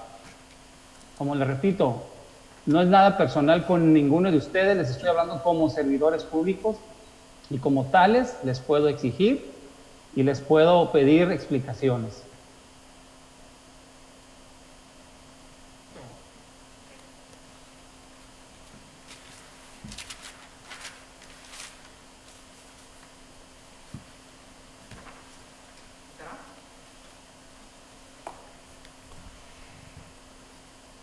Okay, moving on to city manager's report. Can I just say something real quick? And I apologize. It'll take 1 minute before just under public comment. Is that okay? You can use that mic. And I apologize. Just remember, I was the vaccine and I got a little excited and I forgot to mention one thing. The Calexico Southern Border Committee, obviously there were some changes in the electoral process. Our chair was Mr. Luis Pacheco. Our member from the IAD was Mr. Eric Ortega. Obviously things have changed. We invited Mr. Javier Gonzalez to join that committee. Mr. Javier Moreno applied as an individual, not as a member of the city council before when it started. And Mr. Oreña has been actively involved in that committee as well, even though he technically never applied. So I welcome a specific designee from the Calexico City Council to that committee, that advisory committee. And again, it's all about Calexico, so I'm hoping to get your support in that. And I apologize for not mentioning that sooner. It's okay, thank you. We have it in the agenda. Madam Mayor, council members, members of the community that are here with us, watching us through the different mediums that we offer. First off, I want to mention a couple of things because it's very important that we follow through on updates that we share in this forum. I want to share with you that we have finalized a draft funding agreement with the Department of Water Resources, myself, and the project manager that's been brought on board for the $28 million New River project. We've concluded the actual narrative, the actual action items, and the fiscal portion of the actual agreement. I had the opportunity to run it by legal on the city side. It's been cleared. At the moment right now, it's being looked at by legal at the state. I foresee, based on my conversation today with my project manager, that within the next 10 to 14 days, we should have a final agreement that we can execute. Let's not forget that through the resolution that this governing body approved for the project, you've provided me the right to sign off the document. So as soon as that happens, I'll make sure that you as a city council and our community are aware, because what's going to happen after that is that we're going to start moving very fast. And we have a master schedule that will also be released once we finalize this. So it's important for us to share this with the community and all the stakeholders out there in Calexico and other parts of the valley that have been leaders in helping us get to this point. I want to share also an inquiry that we received from our residents over there by Las Casitas. As all of us that know Calexico know what we're referring to. I do want to point out that I've been in touch with the property owner from Santo Tomas as it relates to some of the landscaping that's on Vivi Williams. Ms. Romo also has shared with me her input on that matter, and I'm very happy to share to that section of our population in Calexico that Mr. Gonzalez, who happens to be the representative of the ownership group of that property, and myself are working together to find a solution to make sure that our constituents have a clear sidewalk where they can walk through on their daily basis. The other thing that's very important, and it does affect at-risk populations in Calexico, is the travel trailer project that we are working with the Social Services Department at the County of Imperial. We've brought to the table a number of local nonprofits on which I've been keeping them abreast of the updates.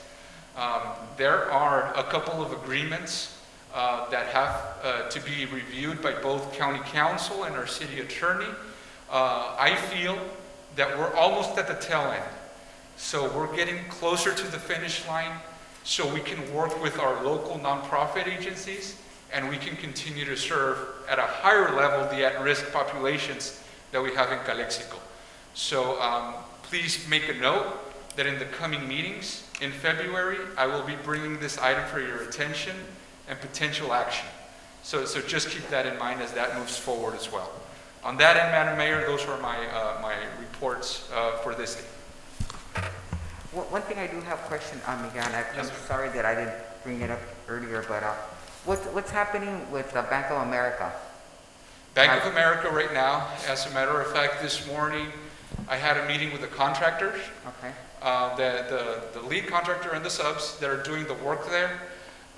It's going to be a multifunctional building in which they are looking to benefit from an action that the Calexico City Council took in 2018, which is the mixed-use designation as a zone in downtown Calexico. They're looking to do commercial operations on the first floor, and they're looking to do residential on the second floor. Currently, right now, the priority is to finish the first floor, get that out of the way, so then they can move into the second floor. No, but what I'm talking about, the ATMs. My apologies. I'm always thinking about development and opportunities. I apologize.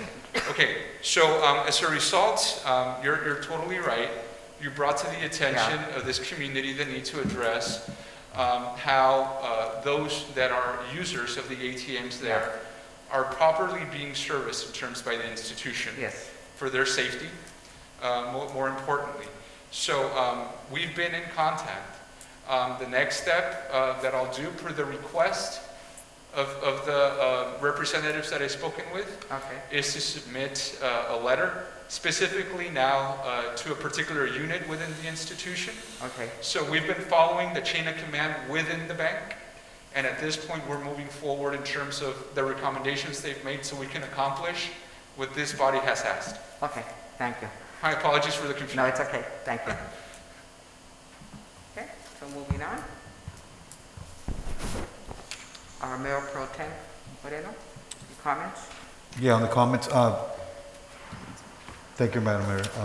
Madam Mayor and I were invited to a couple of meetings with the Department of Homeland Security in terms of what's the issues with the border, with the inspectors there, the lines across, back and forth, the pedestrians, all sort. And they, in essence, they really were reporting they don't have an idea when they're really going to open the border, essentially. But as soon as something comes up, they'll keep us informed. That is at a national level. We also were invited to another meeting at the local level, which is here at downtown Port of Entry with the Port Director, some other officials. They're also, that was about a week ago, they're also in concurrence that they don't have an idea also either, but their main priority is just the staff they have, make sure they're vaccinated, and so that's the main concern that's driving the reason why, one of the reasons why they're not open yet, they're not really open yet. And so we did discuss other issues, and I'm gonna have you say a little bit about that in terms of the traffic going south. Oh, okay, well, I'll move on to the next one then. Okay. Okay, we did discuss also the main, one of the issues that we had is the checkpoints they have south, and that's up to with Mexico. There was a change of the guard at that government level, and that was the reason why the lines were backed up. Hopefully, as it transitions, they transition to another organization, that's going to be taken care of. Hopefully, we won't have big lines like before. Yeah. Okay. Thank you. That's all. Councilman Ureña? Move this a little bit. There we go. Here? There we go. Excellent, excellent. Before I begin, I wanted to tell Madam Secretary that I will provide you a copy of my comments so you don't have to write all of this down in the minutes. I hope that makes your job a little bit easier at this point. I will also provide a copy to the council people so they can reference my comments at any point. I'm going to be covering a lot of things. I've been busy in the last couple of weeks. I'm reserving the updates on COVID to the second part of my comments, and I'm just going to start on diplomatic and administrative matters for the first half. I will proceed with reading it because it's also meant as a report for the public. Not all members of the public have the same accessibility for reading in our community, so we must be sensitive to that reality in all of our services. Before I begin with my matters, I would like at this point to request from Madam Mayor an update, a report on what happened in the meeting between yourself, Mr. Moreno, and Heffernan. Both Madam Mayor and Mr. Moreno criticize our engagement of Heffernan as a committee. So at this point in your comments, I would like you to tell me what was accomplished in your meeting with Heffernan that was referenced in one of the most recent city manager's report. Well, I'll start with community spectrum. So I have been working on models. Are you confused, Madam Mayor? May I clarify something for you? Okay, so as a point of order, Madam Mayor, we're Yes. talking about meetings we attended. No. The item is city council comments and reports of meetings attended, both. It's comments and reports of meeting attended. So you have Yes. a comment, you better comment already, right? You don't, I'm it's just a comment, you don't need a response. I'm beginning my comments. I'm requesting from Madam Mayor in her comments when we get to her that she gives us a report on what happened between yourself. Mr. Ureña, you don't request anything from me, I'm sorry. If I want to give a report, I would give it, Okay, okay? if you want to be transparent with the city of Calexico, you give this report, and if you don't, you don't. That is your decision.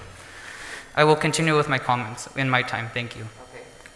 Starting with community spectrum, I'm working on models as promised to reduce cost and expand access to translation services that even with the rejected amendment still stands as a promise to Calexico's majority of citizens that know Spanish as a first language.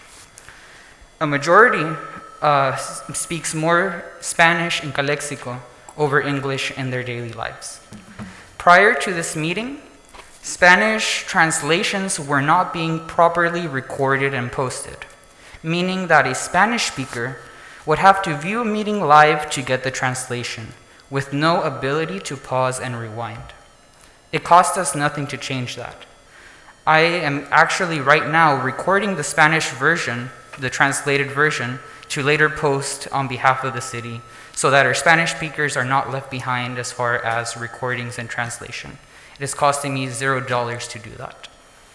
I was informed by the city manager that we contract services to Community Spectrum for $500 a meeting, and after 2 hours, we start getting charged $200 an hour. I don't like to have a money ceiling that makes it so that it costs us more to work harder for our community. It is an unnecessary disincentive. I am writing up a plan with input from IT and the city manager to bring that service to an in-house, cheaper model with no limits, so we can use it not just for city council meetings, but for commission meetings and any other purpose that we may see as the city. We need this flexibility to get work done and to save money, never sacrificing our commitment to access, rather expanding it. I would like to thank Mayor Fernandez at this moment. I will be honest, at the day of the inauguration, I was angered how you did not allow the floor to express a motion for Mayor Pro Tem at our inaugural meeting. Instead, you felt the need to make the motion for the floor without any input. And I had to remind you about the procedures and the importance of discussion in our democratic procedures. Nonetheless, after that clarification, parliamentary procedure has not been an issue, and enough time has been allotted to have substantive discussion in these chambers. I am grateful we are proceeding this way. Thank you, Madam Mayor. Starting with item number 1, on the topic of Moreno as pro tem, as I realize you had trouble hearing the public comment from Alberto Arvizu, but he was pretty much asking for an explanation as to why Moreno is next in line to be pro tem. This is probably the lack of clarity for this is that many people, like Mr. Arvizu, are wondering what the justification was for Moreno becoming the next mayor pro tem, given that none was given at the inaugural meeting. I'll just leave it there for now on that subject. Moving on, mayor's office hours and staff time. The mayor has been the most vocal member in criticizing me on the use of staff time for the COVID committee. She's been criticizing me for the whole 20 minutes it takes Gabby to expertly create an agenda. So when I read the details on how her office hours, Madam Mayor's office hours, were going to be handled, I was confused. I'm very grateful Mayor Fernandez at this point in the pandemic is resuming her office hours, but I will read from the agenda. It says, community office hours with Mayor Arriola Fernandez will resume on the 4th Tuesday of the month beginning in January 2021. Please contact the city clerk's office at 760-768-2102 for a Zoom appointment. If myself, as a person with an organizational disability, can run a whole committee with minutes, recordings, agendas, then you can save Gabby the time and stress of having to organize yet another calendar for your office hours, Madam Mayor.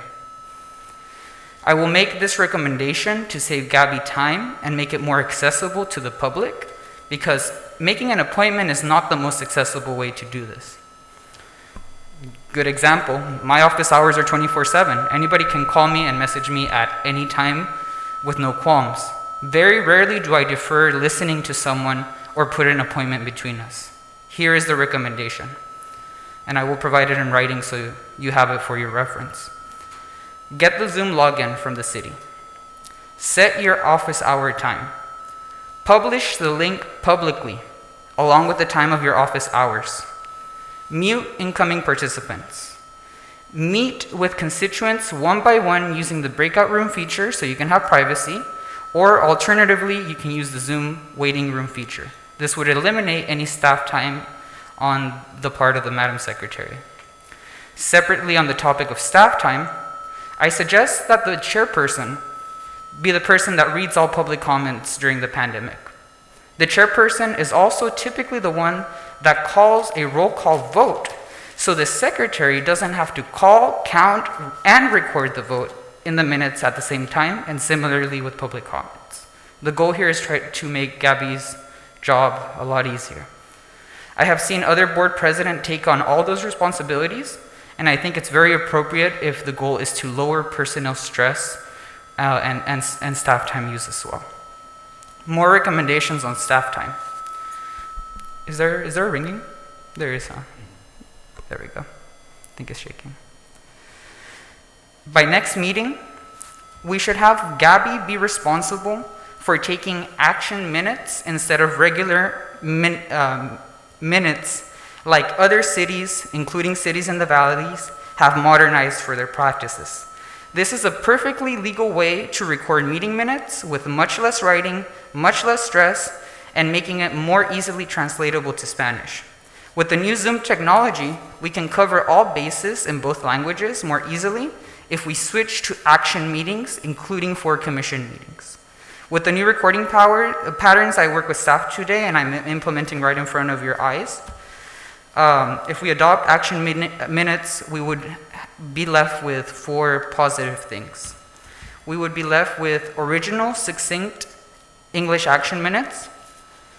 We could translate them with a little bit of staff time from our interpreter so we can have Spanish action meetings. And then we would also have complete recordings of the meetings in English and complete recordings of the meeting in Spanish, both with transcribing services, closed captioning. This is a foolproof plan. It has legible minutes for those who want legible action-based minutes, and complete discussion and transcription of discussions that happen around those items. Thankfully, Zoom has very, very good AI for subtitles. Eventually, we can talk about sign language interpretation down the road or as the need arises. If we bring Spectrum services in-house like the school district does and adopt these changes to the minutes, we will see money savings immediately. We will have no longer an obstacle to more and longer meetings when needed to serve the interests of the public. We will increase language accessibility and see huge savings on our personnel stress. We have to look out for our employees always and seek their input. I'm working on this plan and a couple more details involving a cost-effective and more advanced phone system and IT services with the city manager. I will report back with a complete proposal. The only change I am asking to be effective immediately is for the chairperson, Madam Mayor Fernandez, or the city manager Figueroa, whoever has the authority, to give Gabby permission to start taking action minutes effective immediately or by the start of the next city council meeting. Second topic, ancestors and Mexican identity. On this topic, I'm going to quote Councilmember Garcia, not because of his heritage, but because he has been blessedly the most vocal member in objection or in opposition. And that's something I appreciate. So I can know where you're coming from and we can come to agreements. I analyze your words with intent of understanding. Again, thank you for being vocal. I don't like members that vote against the public's wishes with silent justification. Ancestors and Mexican identity, starting with language. Needless to say, I'm bothered that this board voted down a first reading of a language inclusivity ordinance with no fiscal impact. Mayor Fernandez at that meeting asked Attorney Campos, "We are already providing the service, so we don't have to do anything, right?" Our city attorney Campos explained to her, quote, "Yes, but your current practice is not consistent with your code. You do simultaneous translations from English to Spanish or vice versa. The way your current code reads is so that you are only able to do English to Spanish translation. We are not picking an official language here. We are just reflecting the current practice at meetings in reference to the proposed amendment." At that meeting, Mayor Pro Tem Moreno brought up some government codes regarding the Bilingual Service Act in California. And then Garcia goes on to say his golden quote, "If it is not broken, do not fix it." I have to ask the question, how broken does political participation have to get in Calexico for us to consider it a problem? Language is absolutely a big part of that, and this has history, racial history, from the moment that California is taken by Mexico.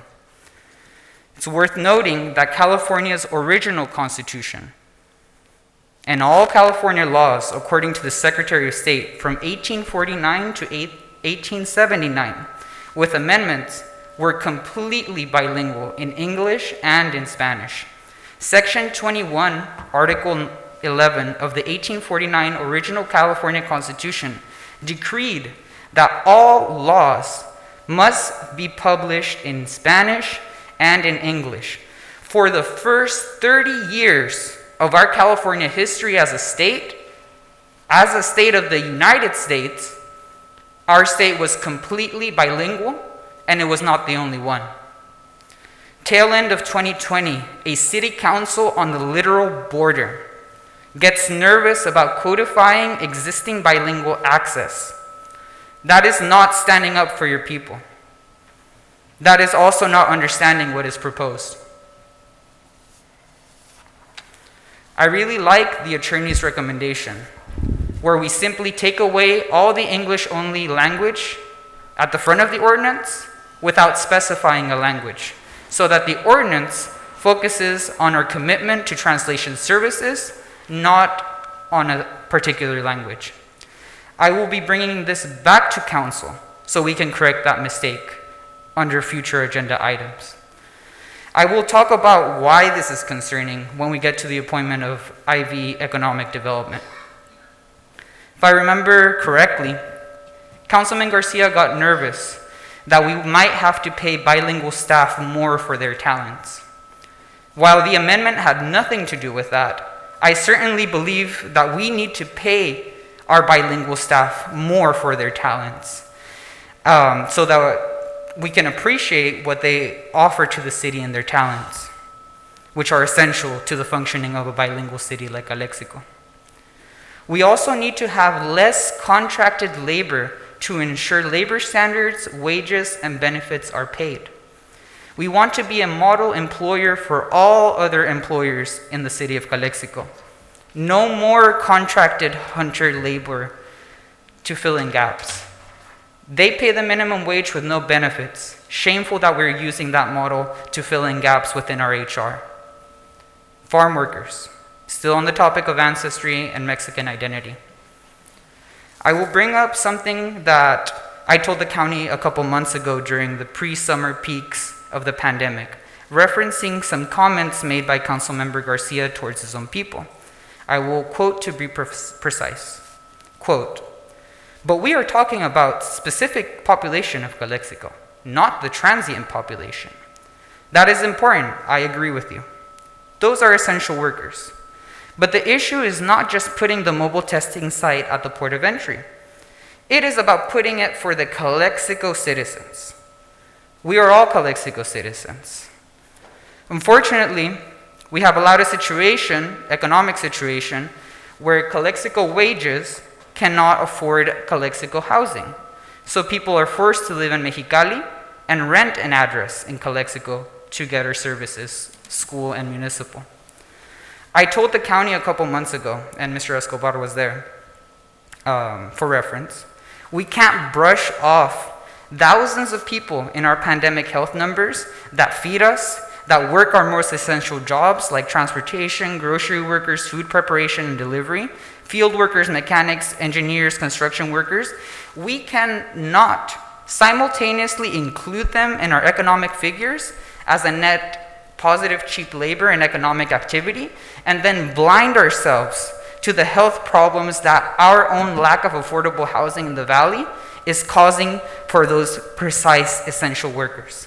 This is especially true because in Calexico, a studio rent is now $700 to $800, completely inaccessible to anybody making anything close to minimum wage. I believe our greatest economic opportunity lies in solving one of the most central injustices of the valley. This phenomenon where all of our essential workers, most of them with US residency or citizenship, are forced to live in Mexicali. They can't afford to live here. Why can't they afford to live here? Because we didn't build enough affordable public housing to meet the needs of a majority essential working community. Housing demand in Calexico alone could bring in much needed economic activity, and unlike 2008, the financial crisis with housing, this would be real, not artificially created demand through low interest rates. It is stable growth. It is real demand. Remember what Director Cárdenas from IID told us, to myself and Camilo, when we were talking outside of City Hall. Let's create economies out of fixing injustice. I think it is a goal worth developing in housing, food, transportation. Access brings innovation. With the budget numbers we are about to see, it's time to put our thinking caps on and work towards this to get ourselves out of our current economic struggles. We have the support of the great state of California that is desperately trying to increase affordable housing units to keep people from fleeing communities across our state. Now, I will briefly report on some COVID-related meetings I have been attending in chronological order starting from our last board meeting. I'm reporting these separately from the COVID committee report because they were actions taken outside of the committee, not in their representation necessarily, in all cases. On December 23rd, I implored this council for one thing: for someone to pick up the phone and ask the county why they were taking away our testing resources, to ask them how we can make a plan to get them back. I received resistance from the council. No one wanted to take that responsibility. With those attitudes, I was frankly discouraged for 5 days from fixing the problem and decided not to act immediately.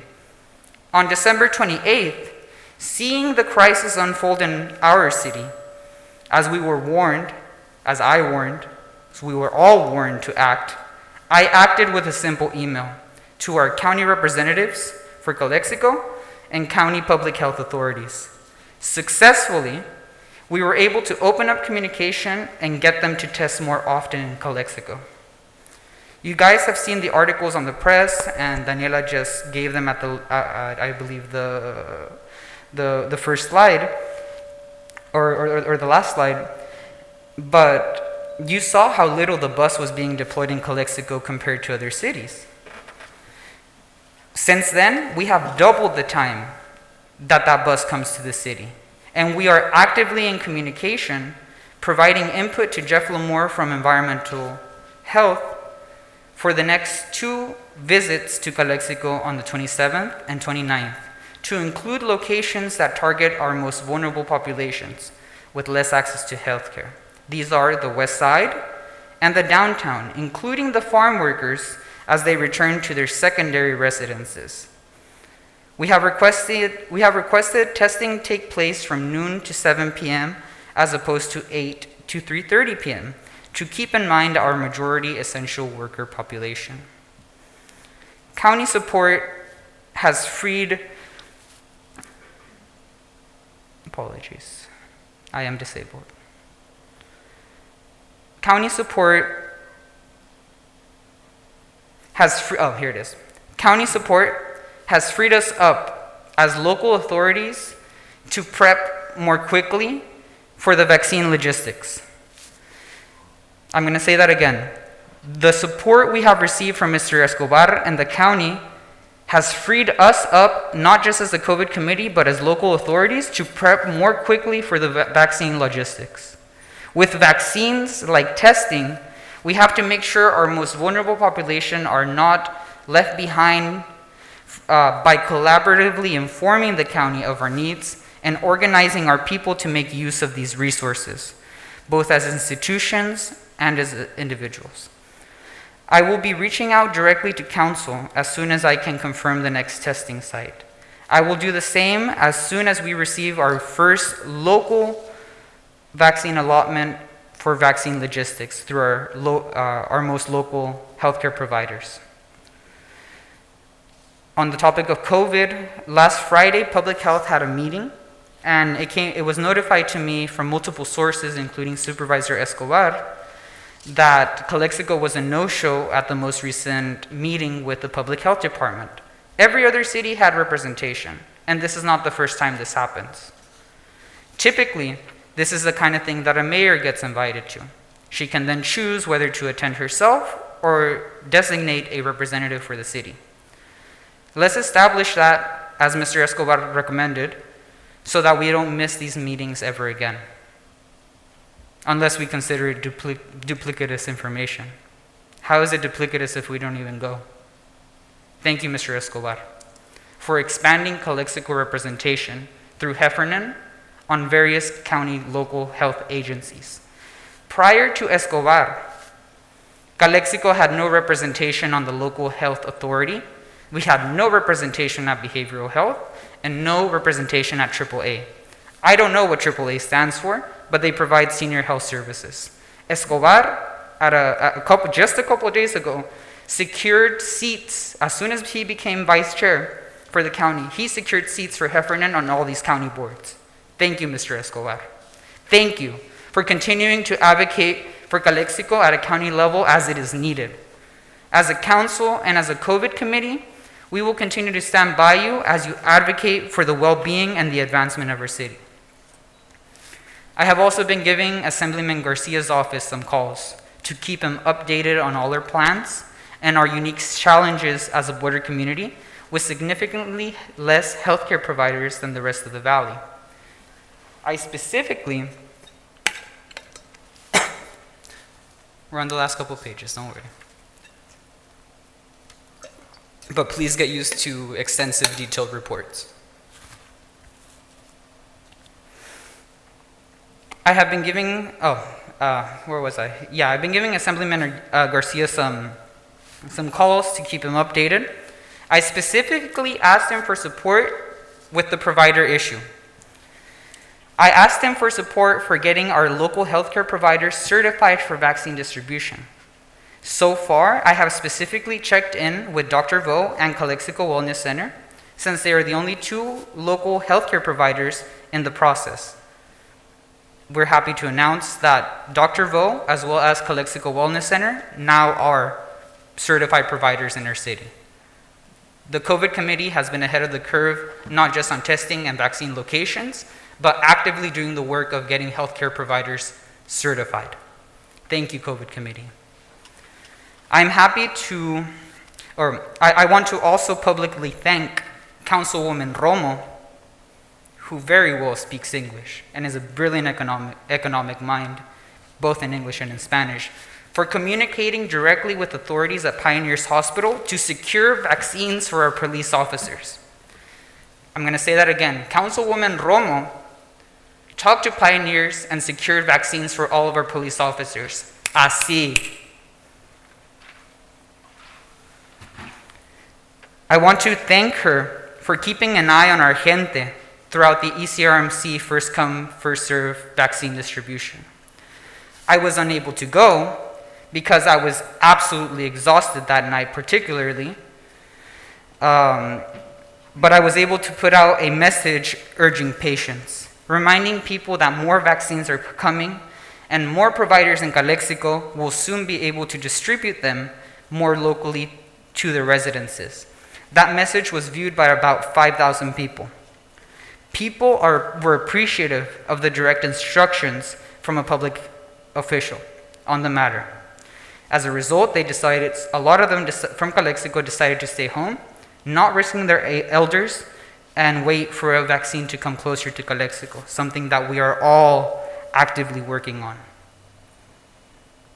Other messages I sent out notifying Calexico residents. I notified them of a testing location. One second. Other messages notifying Calexico testing locations were sent out. Our people want to get tested based on the number of views that those graphics got that you guys were just showed. They want to get tested, but they are hungry for information on how and where to get tested. We have to put it in a format that is sensitive to our community's communication needs. If I'm not mistaken, I believe Councilman Garcia also showed up to the ECRMC event. Let me know if that is true in your council report, please, so we can also acknowledge your efforts. Where we are now on COVID. I gave an update to Assemblyman Garcia's staff today on vaccine allotment, essentially hashing out the same points that the county has beautifully, and I say beautifully, hashed out in this letter that I hope we approve in a couple moments. But so I talked to Assemblyman Garcia about this, and he was already previously aware of the problem that the county and of the even bigger problem that Calexico is in with vaccine readiness. We have to further advocate using all our political power to make sure Calexico gets its fair share of vaccines to our providers. Separately, and this is where this is actionable, I've gotten a request to expand the committee to 4 more seats to include more representation for the medical community, including Mr. Tomas Virgen from Heffernan, 2 representatives from the Imperial County Public Health or Environmental Health Department, to have a seat to include Ms. Blanca Morales as a provider that has been diligent in working towards her certification, and I am so pleased to hear that today she has finally got it. That is a big win for the city of Calexico. We should leave 2 extra seats for doctors who want to join. I don't know how formal that motion needs to be. That question I defer to Attorney Campos. One final thing. It is important that we show solidarity with our own peoples. And I use plural because they all have a unique identity. Some of them are Yaqui, some of them are Mixtecos, some of them identify as Mexicanos, Hondureños, Mayas, etc. Joe Biden and the Democratic Party now control the White House and both chambers of Congress at this critical moment in time for migration. We are in a critical time to reverse militarization as a border city and as a border community. With that intention, I will prepare a border community justice resolution to send to our federal representatives in response to the migrant caravan coming out of Central America and the developing situation with migration as a whole. I insist that we are in a powerful place to make change at a federal level on border topics if we so choose to. Que se alce la voz de la frontera. Thank you, Madam Mayor. Thank you, Madam Secretary, fellow council people. Si se puede y que viva Calexico. Thank you. Thank you. Councilwoman Thank you, Madam. Romo? Thank you. Today is very important. We have a new president, Joe Biden, who invites us to work together. God bless the United States. It's very important this day. I am very happy. Madam, on January 6th, I visited the city water plant. It seemed to me that we have a specialized personnel only recommend review the environmental impact of the location of the plant. But I also want to congratulate all the employees who work hard at the facility. Beautiful, excellent people. And second, day 11, I met with the COVID committee. Supervisor Escobar, esta carta está muy bien, la felicito, mucho le felicito, pero aquí hay otra carta, no sé si la vio, que la firman todos los city council. ¿Sí? Ok. He observado que manejan diferentes población o habitantes de la comunidad. En una carta ustedes manejan 191,000 residentes y en esta carta manejan 180,000 y estiman que 122,000 residentes viven en Calexico, en Baja California. Entonces, si se van a firmar estas dos cartas y van a la misma persona, considero que debe de ser revisada. Supervisor. Aquí está. ¿Sí me explico? Ojalá se pudiera, usted tiene toda la razón, son 191,000. Point of order, is he making a comment or respect? Okay. ¿Quieres que conteste? Sí, ahorita. Ahorita nomás.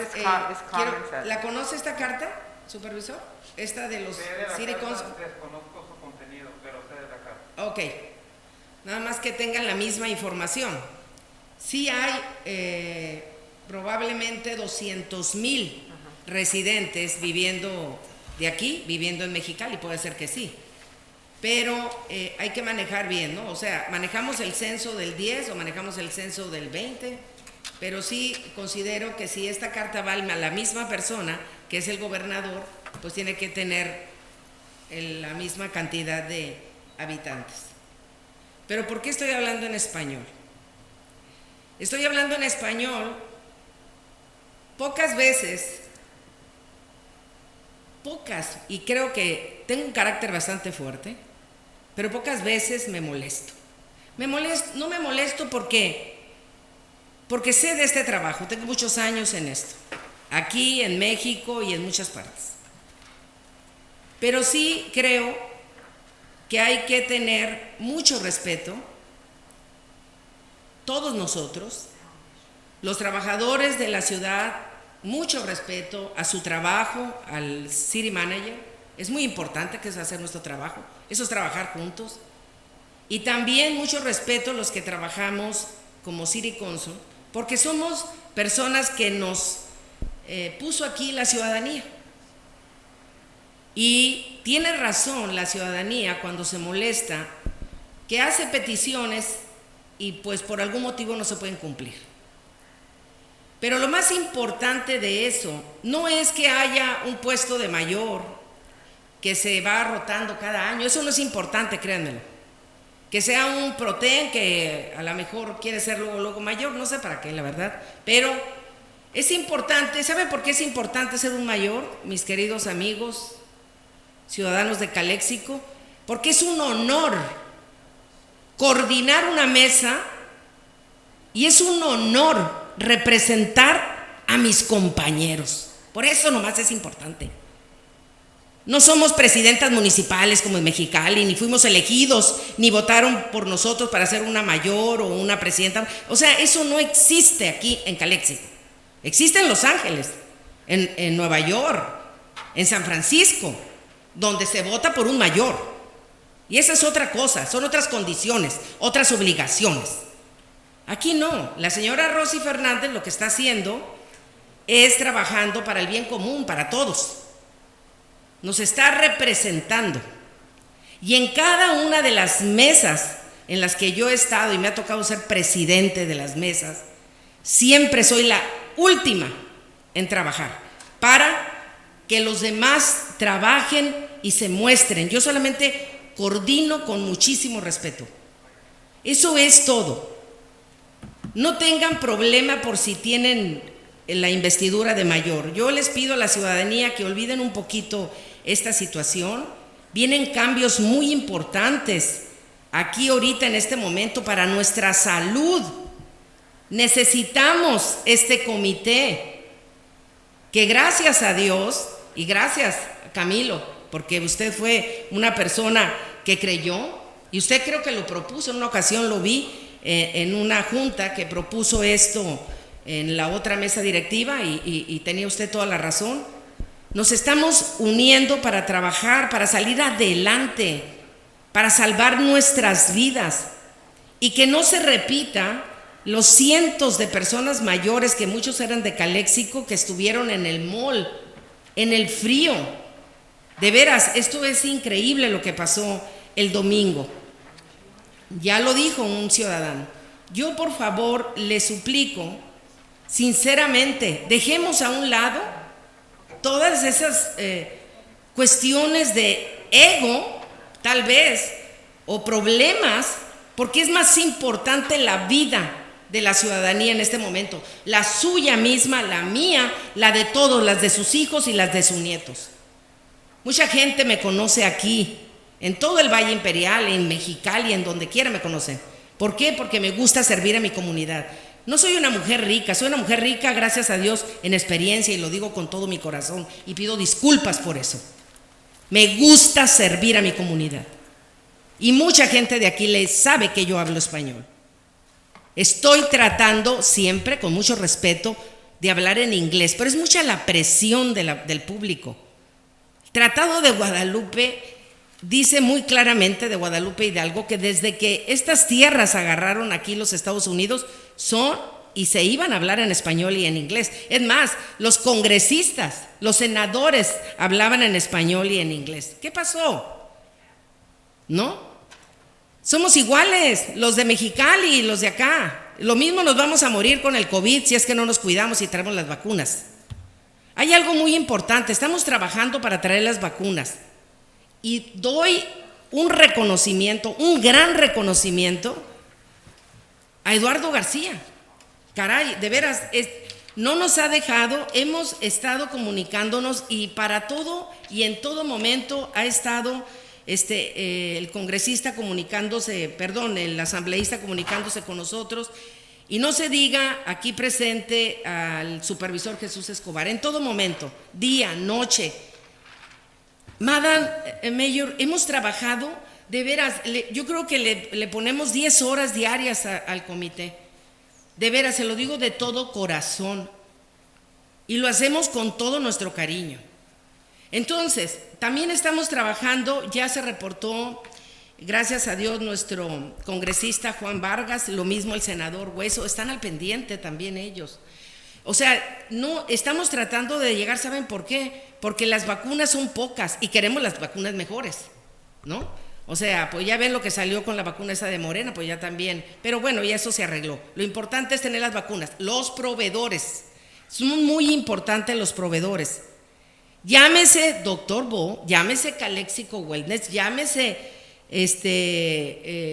cualquier hospital de los que puedan venir aquí. No importa qué proveedor sea, chico, grande o mediano. Este pone 300 vacunas, este pone 100, aquel pone 1,000, aquel pone 2,000. No importa. Nada más que sí, señor Moreno, con todo respeto, con mucho respeto se lo voy a decir a usted. Yo creo que debe de evitar, y aquí está el abogado presente, nos dio un buen curso, debe de evitar hablar mucho de Calexico Wellness, porque usted es presidente del comité de ahí, y es una organización non-profit. Se lo digo de todo corazón. Yo sé que usted no tiene ningún mal sentimiento, y créamelo, que usted sabe que en Heffernan Memorial siempre apoyé a Calexico Wellness. ¿Por qué? Porque es una clínica que de veras, con mucho esfuerzo, ha tratado de permanecer, señor, aquí en Calexico. Y usted lo sabe, siempre. Y yo le pido al pueblo que tenga fe. Es muy importante tener fe, amor al semejante, respeto. Yo le pido a estas personas, y con mucho respeto también lo digo, la señora Marix Hurtado es una persona a la cual yo respeto, porque ella estuvo aquí como una city council, es una mujer. Es una señora que estuvo aquí como un alcalde, y la respeto por tal motivo. Entonces yo le pido que tenga paciencia. Señora, lo que usted dice no es cierto, pero no importa. Mire, no se entretenga con esas cosas.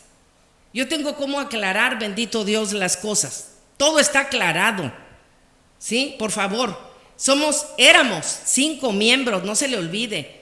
No nada más es Romo. Aquí la responsabilidad somos 5 y 3 votamos a favor, y entonces pasa una enmienda. Y lo mismo lo pasa con los supervisores, Escobar. Es igual, son 5. No todos se le van a echar la culpa a Escobar, ¿no? Y así son todas las mesas. Todos tenemos responsabilidad. Necesitamos unirnos. No es broma esto. La vida está en juego y vamos a trabajar, Madam Mayor, con mucho esfuerzo, con mucho corazón. De veras, señor Moreno, se lo digo con todo mi corazón. Calexico Wellness, como el doctor Bo, como Clínicas del Pueblo, como la doctora Tristán, como la doctora Quelada, aquella persona, la que sea, quiera ser un proveedor, pues apoyarlo para que terminen rápido su licencia y el Estado pueda, ¿verdad?, autorizarlos. Y miren, entre más somos, más rápido vamos a acabar. Damos la primera dosis y vámonos. No más que hay un problema, que son los que viven, con todo mi corazón lo digo, los casi 200,000 habitantes que dicen los expertos estadistas que viven en Mexicali. Todos ellos tienen el derecho, son ciudadanos americanos o son residentes, y van a pasar probablemente por la vacuna, supervisor. Entonces, si usted está queriendo pedir para 191,000, pues a ver cómo le vamos a hacer, porque seguro que va a ocupar o vamos a ocupar más. Es nada más un comentario ahorita, con mucho gusto, si lo puede contestar por las 2 cartas, aquí le tengo las copias, encantada. Bueno, ya hablé mucho español, no voy a pedir una disculpa porque me gusta hablar español y me gusta aprender mucho inglés, y aquella persona que me critique, le invito a mi casa si me quiere ayudar a tener más fluidez en el inglés. Ay, mire, qué bienvenido, le invito a cafecito, panecito, etcétera, etcétera. Ok, number 3. This month I had some calls from the community to attend to issues related to the bugambilias. Asunto expresado ya por el señor Figueroa. Muchas gracias.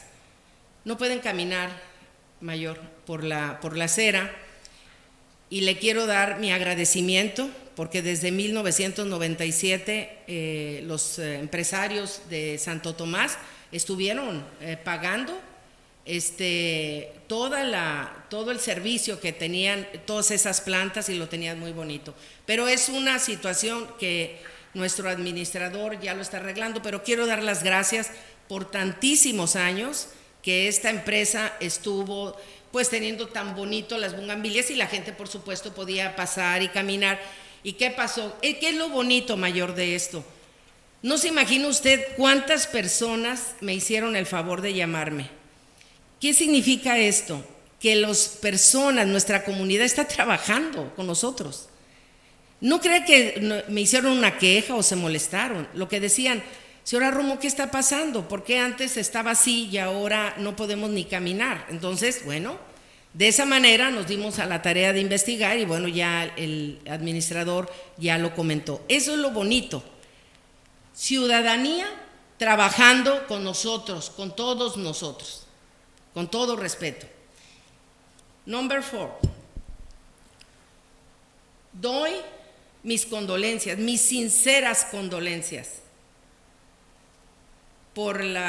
Lamentablemente fallecieron 2 de nuestros empleados, Germán Izaguirre y Ponciano Reyes. No tengo palabras para estas familias que perdieron a personas que ya tenían mucho tiempo trabajando con nosotros. De veras, no solamente mis más sinceras condolencias, aprecio mucho el trabajo, ya lo comentamos con el administrador, gente que trabajó aquí en Calexico tantísimos años y entregó pues parte de su vida. Y esto es muy importante decirlo. También pido disculpas para las personas que no estén de acuerdo por lo que voy a decir, pero es un ser humano y espero que tengan un poquito de corazón. También doy mis condolencias a la familia del ex policía Germán Durán. Él trabajó aquí más de 20 y tantos años. No voy a decir las razones que se fue, que se vino, que lo que sea. Eso no es importante ya. Lo importante es que también estuvo aquí trabajando y falleció. Y yo humildemente desde este sillón le digo a la familia Durán que me duele mucho la partida también por COVID de este exoficial. Que Dios los bendiga, de veras, con todo mi corazón. Y número 5, Calexico already has 162 people who died. And I would like to propose to Mr. Figueroa that prepare an event to honor all those people who have died from COVID in this community of Calexico. Mr. Figueroa, is possible? Okay. Perfecto. Thank you. And finally, Madam Mayor, many farm workers find themselves suffering because they do not have suitable place in Calexico for them. Today, with the rain, many of the workers may get sick. Mr. Ureña and I presented at Mr. Figueroa with a project. Please, we need to move this matter forward, Mr. Figueroa, for our next meeting. Thank you, madam. Thank you so much. Thank you. Councilman Garcia? I will be very short in my comments, just for essence of time and to get to business. I know all of this is important, comments, reports, but we have yet to get to the agenda. So again, I do have a few announcements, but my apologies. I just wanted to again, convey my appreciation to all the employees from the city. I know we're going to see some reports. I know that it has been called for unity. I hope that that's the case now, unity. And I hope that we can put aside our own personal take on things. Councilwoman Romo, she said it very, with strong feelings. Same thing with Mr. Ureña. I think all of us have our own, passion. But let's not forget that, with that passion also comes, responsibility. And not about us. It's not about us. It's about the community. We have discussed, health emergency that we have going on. We have discussed many things, data, ways that we're going to tackle this, pandemic. But again, I just want to say, let's work together. Let's put aside things. Let's not put our advocacy first before, what we need to do here as elected officials. Let's make sure that we open people to come in without being afraid that they're going to be blasted on social media for comments that they make. We chose to be here. So let's just move on. Let's get down to business. I said it, from day one. And I'm hoping that we can continue, regardless of whatever else, we have. Again, thank you to the city employees. Today, we had a really hard day with the rain. Rockwood and Third, our public works, employees, they were up to their knees trying to unclog one of the trains. And that was so sad to see that they're lacking proper equipment. We're missing infrastructure appropriate for our city. There is a lot of need. So there is no time for us to engage in this back and forth. So let's just put that aside. Mr. Ureña, Mr. Romo, Mr. Moreno, Council, Madam Mayor, let's just get down to business. Okay? Whether it's, again, on this COVID committee, whether it's just bringing the essence of business. Okay, what is it that we need to do? The citizens are asking, are demanding, and I hear you. I don't take it personal. Okay, it's accountability. But let's not this time be our own platform to do whatever we want to put out there. There is time for that. There's some other times. But again, my apologies for taking this time. Let's get down to business, and hopefully we can move on with the agenda. Okay, thank you, Mr. Garcia. Okay, now my comments. I'm just going to give you updates with the meetings that I have attended. I attended 2 meetings along. Well, actually, it was 3 with Pro Tem. The one was a national with CBP. And they discussed the COVID, they discussed the crimes that are being committed across the border. I think that Mr. Escobar, you were also in that Zoom meeting. And we also had a meeting with the local, with Mr. Salazar was our head for director. And Mr. Moreno and I also had the privilege of going to the water plant. A tour was given to us. And again, I thank the city employees and also for the tour. We also, NAFCO is reorganizing since some of the members were not reelected. So I did mention that Calexico has not been in NAFCO in I don't know how many years. I said, they're saying that the last time that one was on NAFCO was Nene Torres. That was many years ago. So they were going to, Cheryl Walker suggested that they look back and see and do a rotation, because also Holtville, the mayor of Holtville also mentioned that Holtville has not been represented in NAFCO. So we're going to be in an upcoming meeting on that and see who's going to be representing the county. Also, we did meet with Heffernan on the 6th. And all it was is just to gather information on what all is about with the COVID. And as my understanding, they have been working, doing their part of their job with COVID. And when we just were going to be moving forward. And also, we did mention about them working with the ad hoc committee, and that was it. Um, And Mr. Vito was going to give us some updated information, as Yes. I recall. Also, and again, we just have to work together, have respect for each other.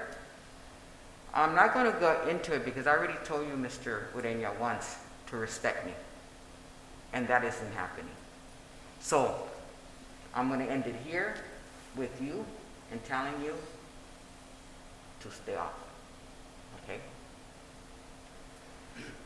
Moving, and also with our employees, I want to thank all employees and our past employees that passed away. It's sad to have employees that worked here and that are no longer here. On my part, I did reach out to the families on my behalf. And also, we did attend our ex-mayor, Mr. Legaspi.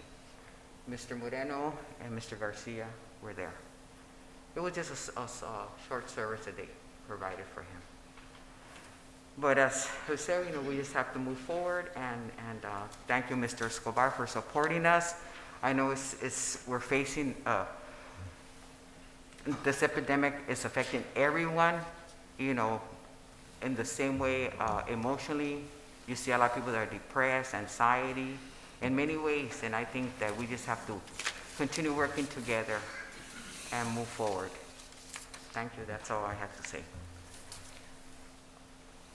So moving on, and it's going to 9 o'clock already, okay. So, We are not to Madam Mayor, on that note, Okay. I do want to point out that we actually have a discussion action calendar in front of you. There are items that are sensitive in terms of the time and the approval.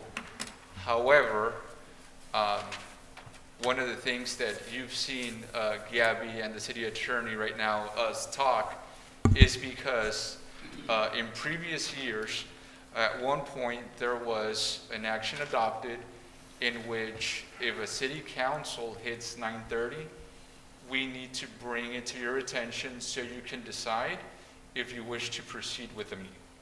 So just being noted that at 9:30, which more or less is going to be in 15 minutes, we respectfully ask that you consider to either continue or not continue the meeting. Okay.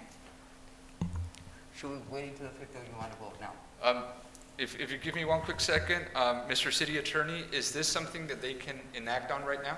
I would wait until 9:30. Okay, all right, sounds good. And thank you, Mr. Figueroa, for Sure. for addressing that. And I think that moving forward, I think that we should limit our comments. Mr. Ureña and Mrs. Romo, and I know we want to say a lot, we want to say everything in one meeting, but we have to kind of limit our comments, not to half an hour. Okay, so moving on to, Madam Mayor, we're moving on to the item that was added, which Right. we've titled item 7A. 7A. And Okay. this is the letter that we received from the Imperial Valley Business Recovery Task Force. Consent. There was- Consent agenda. My apologies. Yeah, consent. My agenda. apologies. no, yeah. It's okay. The consent I want to get agenda. down to business. I'm sorry. I think we're- Gotta pay the bills. Okay, moving on to consent agenda. Do we have a motion for the consent agenda for items 5 and 6? I can hear you. He moves. Motion to approve? Second. Mayor Arreola Fernandez. Aye. Mayor Potem Moreno. Aye. Councilmember Ureña. Aye. Councilmember Romo. Aye. Councilmember Garcia. Aye. Motion passes unanimously. Discussion and potential action items, number 7A. Okay, Mr. Figueroa. Yeah. My apologies. My It's apologies. okay. Long night. Been a long day. Okay, so the Imperial Valley Business Recovery Task Force was created to address the multiple issues that have come about as a result of COVID-19. This Business Recovery Task Force is led by Ms. Katie Luna, who happens to be the executive director of the Brawley Chamber of Commerce. Through this initiative, if I'm not mistaken, Ms. Councilman Garcia, through your professional career, you're involved in this task force, correct? Correct. So we were contacted by Ms. Luna that there was a draft letter that they put together for the consideration of every city and the county. So with that in mind, what you have here in front of you is a letter that we received yesterday afternoon. That is why, as our city attorney mentioned, this is an emergency item request in which what we're trying to do is come under one voice, all the cities, and have our governing body approve us signing this through the mayor so it can be sent by all the mayors of the cities in this county to Governor Newsom. And the request is that we increase vaccine allocation for Imperial County as it's been discussed at length. Okay. But the population, what is the number? Madam Councilwoman, the data that you have here in front of you was what was issued to all the cities through the Business Recovery Task Force.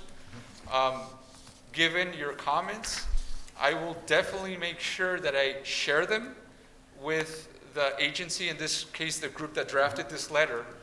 Okay. So we need to make sure the veracity of the numbers, so they reflect, in this case, what you are requesting. Okay. But insist is different with the other letter for supervisor. And that's obviously a topic of debate, as you rightfully mentioned. At the end of the day, it's this governing body's request if we move or not move forward with it, considering some of the items that we've talked about.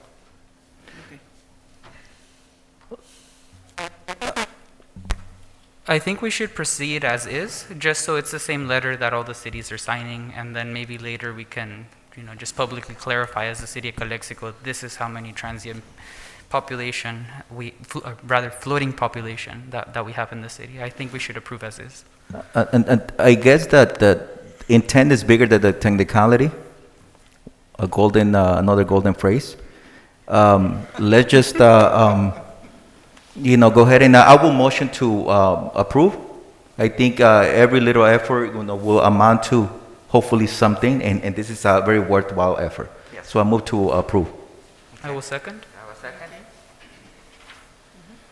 Mayor Arreola Fernandez. Aye. Mayor Pro Tem Moreno. Aye. Councilmember Ureña. Aye. Councilmember Romo. Aye. Councilmember Garcia. Aye. Motion passes unanimously. Okay, moving on to 7B.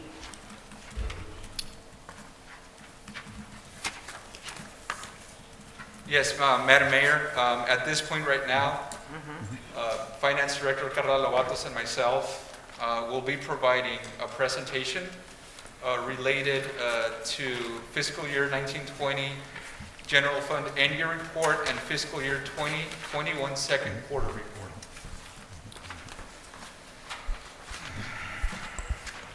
If you give us just one quick second while we get our computer up and To running. warm up. It's sleepy, so we're going to wake it up.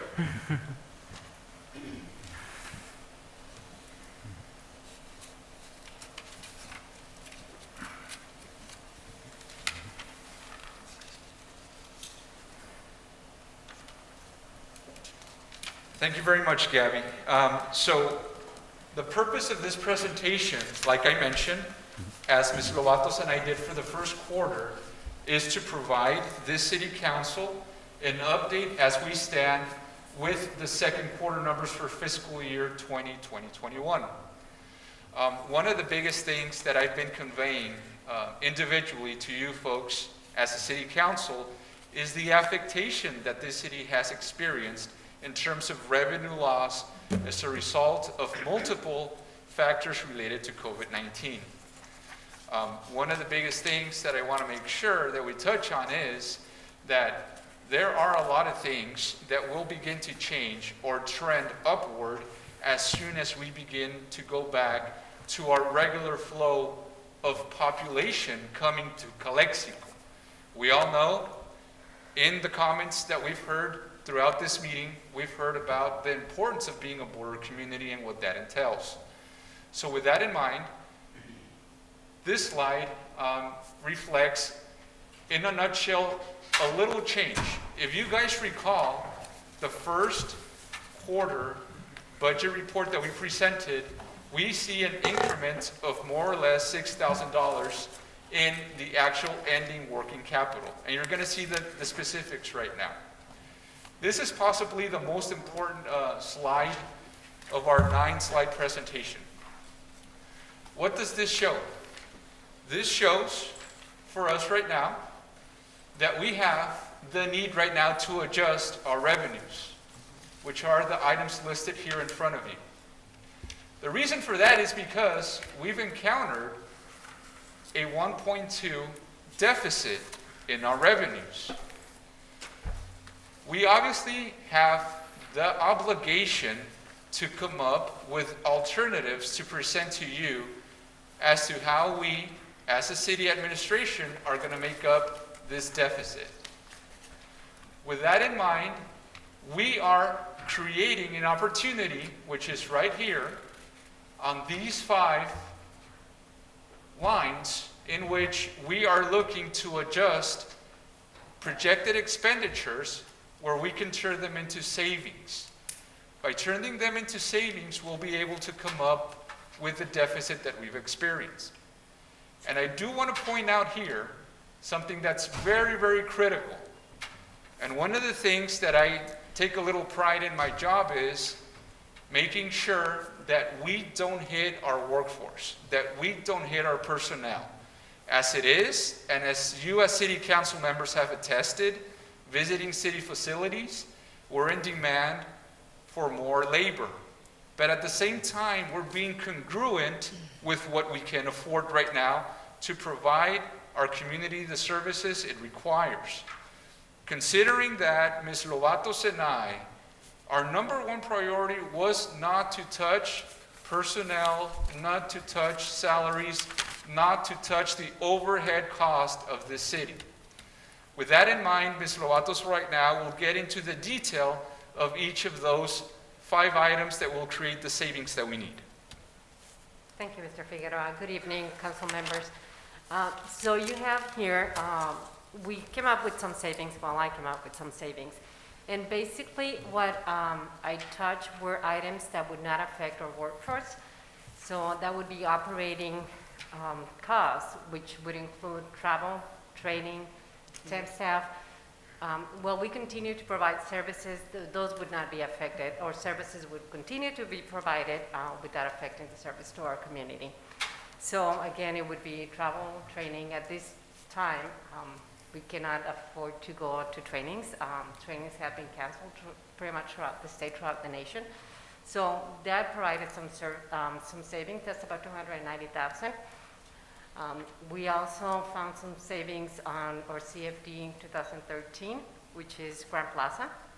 At this time, this is a multi-level CFD, and we need to hit a certain amount so that we can make the payment on this CFD. At this point, since our revenues have been so low, or sales tax have been so low, we are not hitting the hit mark for us to make that payment. Along that same line, our JPIA payment, that was done a little bit in advance. So this fiscal year was not affected by that, and that would be a savings of about $443,000.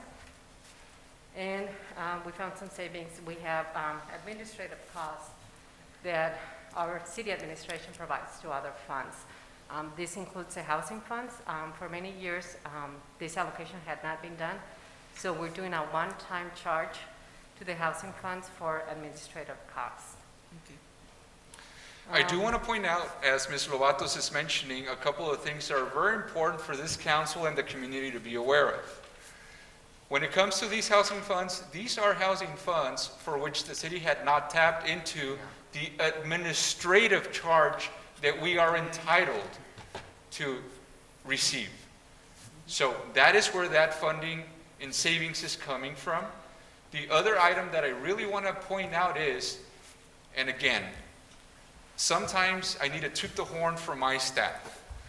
The reason why the State Controller's Office, the reason why the State Department of Finance is right now providing feedback to our third-party auditor, which the community was able to receive a presentation in the winter of 2020, is because we are following the basic protocols and procedures that any government entity must to comply with state requirements in terms of fiscal practices. With that in mind, we were able to institute a practice that allowed us to pay off our debt to JPIA sooner than expected. As a result of that, we're able to free up the amount of money that Ms. Lovatos mentioned, which contributes to the savings that, as you can see here, this is the deficit, this is the savings. We are able to balance off, and there is something very important here that we need to touch on.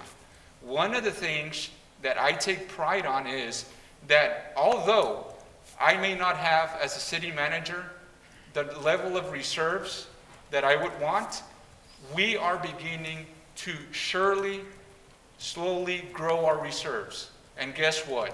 With this proposed amendment that we're asking of you, we are not touching our reserves.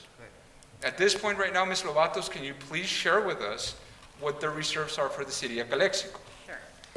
At this time, we will have reserves of, let's say, before I go.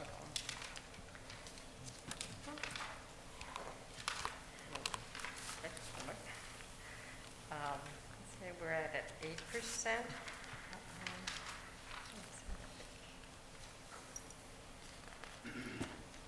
Just one second, I think I misplaced my thing. We're at 8% of expenditures. That's, this is a good number. Ideally, we would have anywhere from 10 to 15%, but we've been growing these reserves. When I first started here in 2018, we had 0 reserves, and we owed money to our wastewater plant. At this point, we're done with that payment. We paid a year in advance, and we have reserves of 8%. So slowly but surely, we are creating reserves, and then as long as we maintain the level of service and the expenditures under control, we will be increasing our reserves. So the message here, and the reason that I asked for the percentage from Ms. Lovatos is, despite of the impact that COVID has had on our local economy, we are finding within our budget to come up with the savings to offset the deficit. We're not touching the salaries. We're not touching the level of personnel in the city. And on top of that, we are not touching our reserves. So that is what I really want to convey as something that our community, that our council can stay with, because that is the result of the steady work that we've instilled in our operations. Moving forward, this summarizes here, this table that you have here in front of you, summarizes our revenues, expenses, and changes in the fund balance. And then again, these are the elements that we previously talked about, how they are reflected in both the end-year report for the previous fiscal year and the existing fiscal year. Ms. Lovatos, is there anything you wish to add? I really don't have anything to add. This is just a summary of what you see in detail on the report that we provided you with the staff report. If you have any questions, I'll be happy to answer them. I definitely have a question and some comments, if I may, Madam Mayor, at this moment. Excuse me? If I may make a question, yes. So one of the things I was talking with City Manager Figueroa about, which is probably one of the biggest determinants or biggest challenge, is how much we're losing in sales tax. That $800,000 plus those $419,000 that are being lost out of the Measure H sales tax specifically.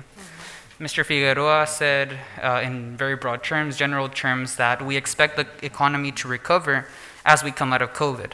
But I want to urge a lot of caution, because the economy has changed a lot in 1 year. In the same, I have an expectation that just like in 2008, where the city of Calexico, our community, was very hard hit by that financial crisis. This crisis is also acutely and directly affecting communities like us. Y para terminarla, de revolcar, it's very unfortunate that the changes that have happened this year in the economy, with more digitalization, more technology, blah, blah, blah, really does not suit what is the city of Calexico's economic strengths, right? So I would urge caution in assuming that the economy is going to get very much better right after COVID. I think there's some irreparable structural damage that we're going to have to deal with after COVID. And I think our community, especially because of our lack of higher education, we definitely are not prepared to compete in that global economy. And so I would just urge caution that this is going to get any better as soon as COVID is over. This is why we need to put our thinking caps on now to adapt right now during the pandemic, adapt to this new economy now, so that we are ready for to create an even better recovery as COVID ends. Thank you very much, Mr. Ureña, for those comments. May I make a comment? Absolutely. Mr. Ureña, just to let you know, we are keeping an eye on this. We track it consistently, and we will bring you on the third quarter report an updated number. We are being very conservative, but we know numbers might change. So we're very cautious on how we're spending money, because we know we don't, at this point, we face uncertainty. We don't know what's going to happen, but we're being very conservative. And on third quarter report, you will see updated numbers. We will see where we're at, and then if we need to adjust, then at that moment, we will ask you to approve another item, and we will adjust to what we're facing at that time. Thank you. I really appreciate your caution. This is an economic situation where we really have to take it quarter by quarter. There is just so much volatility, so much uncertainty with the virus itself. Lo que están haciendo aquí ustedes con este año fiscal, señor Figueroa, señora Lobatos, es un milagro. And I thank you for your caution. Thank you. One of the biggest things that along those lines, and thank you, Ms. Lobatos, for your statement, is the fact that one of the things also that I need to share with my community that we take pride in is that we're able to do much better forecasting of our quarterly revenues and expenditures, just giving some of the practices that we're instilling now. So that goes along the lines of not only making sure that we have a very conservative expenditure agenda, but also at the same time that we're very careful in terms of what are going to be the next steps. Ms. Flores, on her presentation, touched on something that I want to bring up, and that is we right now are working diligently to make sure that we are up to par with a very aggressive affordable housing policy agenda that the state has, which is a huge need for our city, as we know. Secondly, we are already beginning, as Mr. Ureña mentioned also at one point in the presentation, of COVID-19, that we need to start getting the ball rolling on a plan in terms of how it is that we're going to revitalize business once we're able to get back to this quote-unquote normality. At this moment right now, I need to suspend my presentation, and I need to ask this council to take an action if they wish to continue the meeting. Yeah, I'd like to know, we need to continue or move it to another day? Can we move it like to Friday? I would just... If I can just, just finish up maybe this item, so we don't leave it in the middle. If it so is the rest of the council's wish to continue at another day, but I think we can't really leave this in the middle. So I think this is very important. So, okay. So if I can just, I don't know if Mr. Ureña was already done with his questions, or if I can ask my questions. I'm just going to formalize your motion. I would like to make a motion that we suspend this meeting after the end of this item. I'll second. Okay. There is just one thing that I would urge this council to consider, though. I would please request that you give us direction as staff as to when we can continue the meeting, because, again, there are other sensitive items that need to be considered by this body. So on that end, I'm not sure, City Attorney, what would be the procedure as to when we can establish the continuing of the meeting? Can I suggest something? If we can probably take on those, time-sensitive items and tackle those items maybe within another hour, maybe, if the council so chooses. And let me be clear. And then just, Let me be clear with this body and our community. There are items here related to sensitive infrastructure projects for the city and for future development opportunities and investments for the city. That is why. And there are important business decisions pending on some of these items. I will withdraw my motion and ask for a recommendation both on items that need to be voted on right now and a recommendation on when we should reconvene. At this point, I think there was a recommendation in terms of a specific time frame by Councilman Garcia. yes, if we can just pull those items, maybe the ones that are time-sensitive, and maybe go for another hour to take care of those items, and then maybe the ones that we can always come back and revisit, that will be my motion. Okay. Okay, so what I see on here, from 8 to 14, they're critical items, aren't they? I would consider that to be the fact, Madam Mayor. Yes. And then the appointments and all these appointments, they could be held off to maybe our next meeting? Gabby?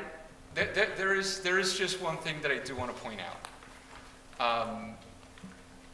If there are appointments related to our planning commission, I would really want for you folks to consider that as well, because along the lines of some of the projects that we have going on in the city, I do need to have a new membership in our planning commission, so you guys can give me the tools to move projects forward.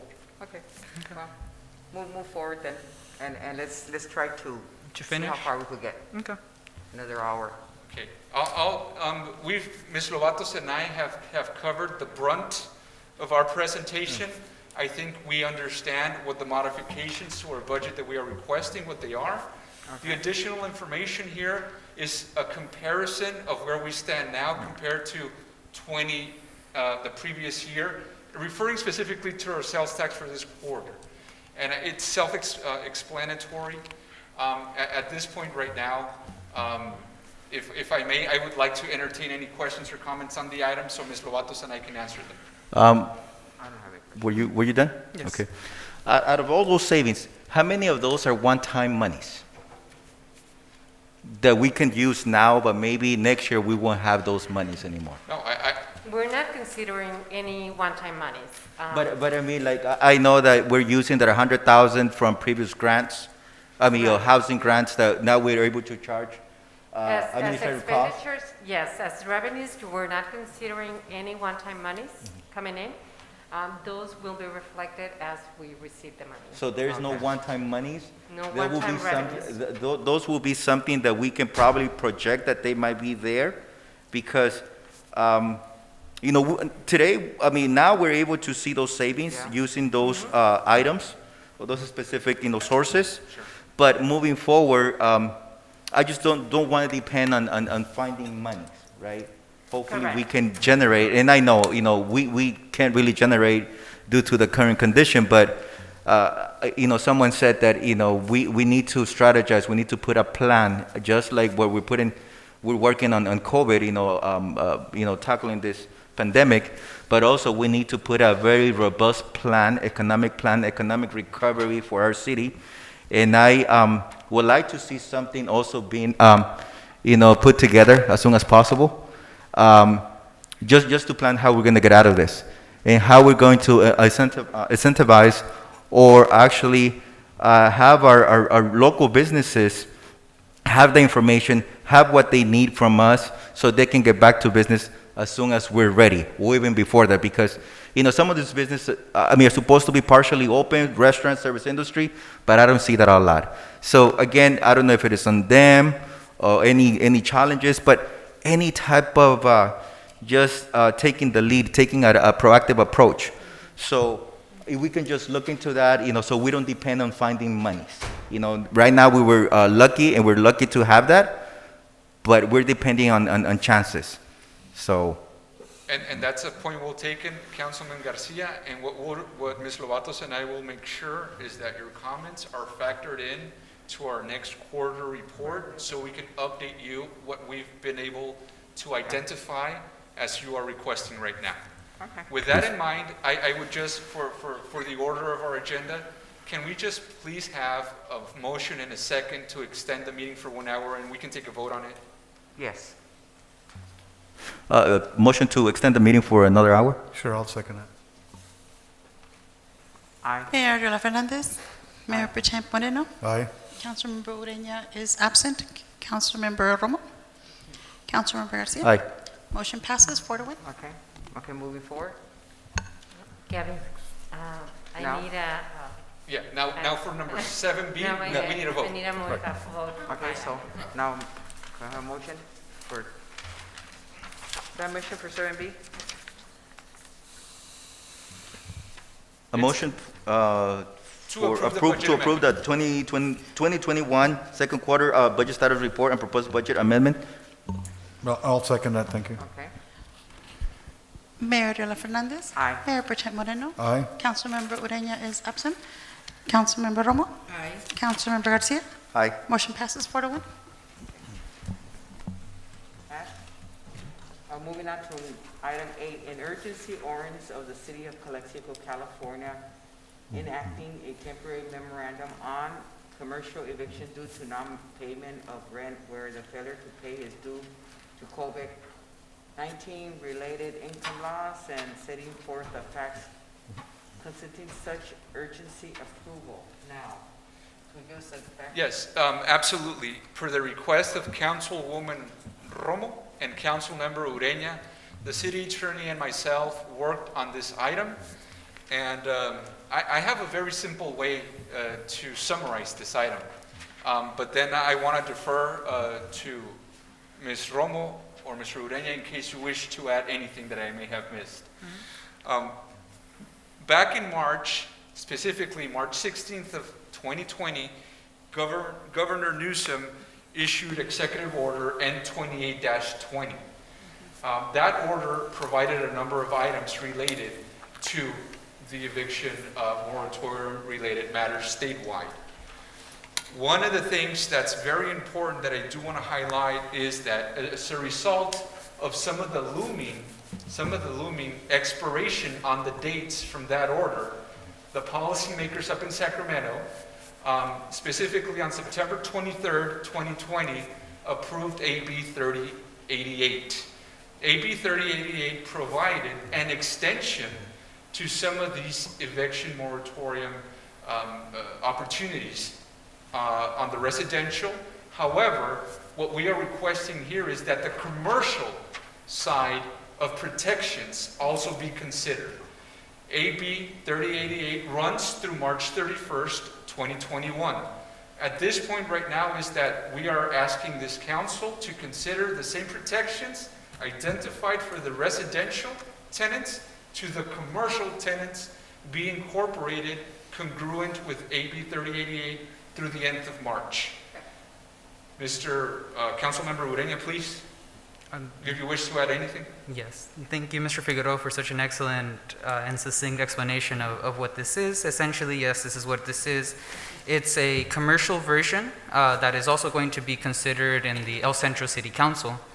A commercial version of our existing statewide residential eviction moratorium.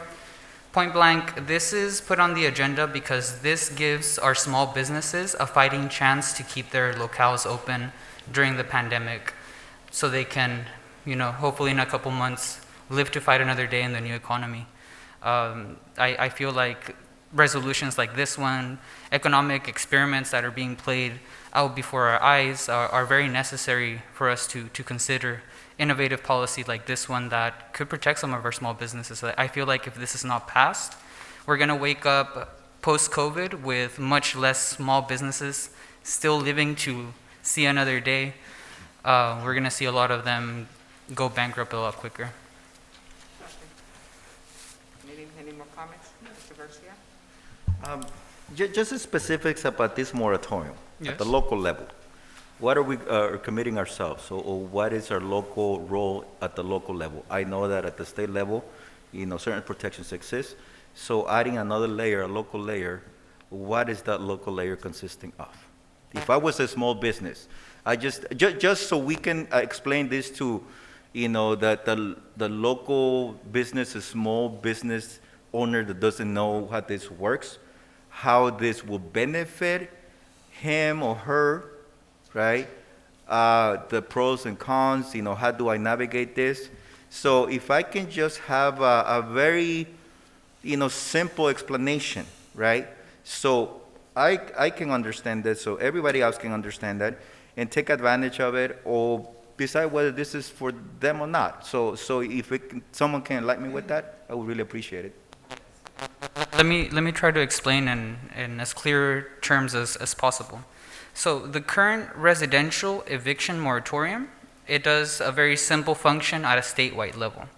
What it says is, if you pay 25% of your rent, you cannot be evicted during the pandemic. Same rules, but for commerce. Statewide, there's no protections for commerce. If you don't pay your rent, if a small business doesn't pay their rent next month, evicted. That is the current rule. But if we put in this ordinance, we are putting in there, if a small business pays 25% of their rent, they cannot be evicted. There's similar clauses in there that give I forget if it's 8 months or 12 months, but a period afterwards to repay any unpaid rent to the landlord post-pandemic. Does this make sense? It makes sense to an extent, but I read the backup. I'm just playing the advocate, I don't, Yeah.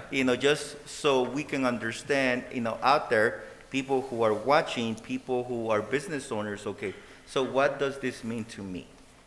How can I go about? And if I can ask, Attorney Campos, if he can if there's any legal, because again, the state doesn't have that, but we're going to have it at the local level, what will be our legal responsibility, if any, at the local level to make sure that, everybody understands there will be business owner, landlord, property owner to negotiate this, contract per se, right? So, but if that doesn't happen, or something doesn't happen the way that it was stated, is the city responsible to deal with the legal ramifications of this discussion or this argument? So the protections here are for commercial tenants. Okay. So it's not the landlord. So it's basically whoever's leasing office space, kind of like in the residential tenant where you have sort of residential tenants and you have the owners of the property. So this is, these are where these protections are meant to target commercial tenants. And as a council member mentioned, in this urgency ordinance, for smaller businesses, we provide the 3-month moratorium beginning to the extent you adopt it today. It'll run from the date to March 31st for 3 months. And the reason we set the March 31st date is currently under a previous executive order from the governor that was issued in September. He did authorize agencies and cities to adopt these protections for commercial. They recognize that the state acted on protecting residential tenants. So he didn't enact the protections, but he relaxed the laws to allow cities to provide protections for commercial tenants because they were being covered right now. So our protections here are carved specifically based on the governor's executive order, so that way there's no issues of legal challenges. In terms of enforcement, I mean, that's a whole different discussion, but to the extent somebody didn't pay rent within those 3 months, and somebody tried to evict a commercial tenant, this ordinance would protect them from unlawful detainer action in the civil action to evict them from their business. And like I said, it only applies up to March 31st because that's the authority upon which the governor provided. And at that point, they would have to resume paying rent according to whatever sort of arrangement they have with their landlord.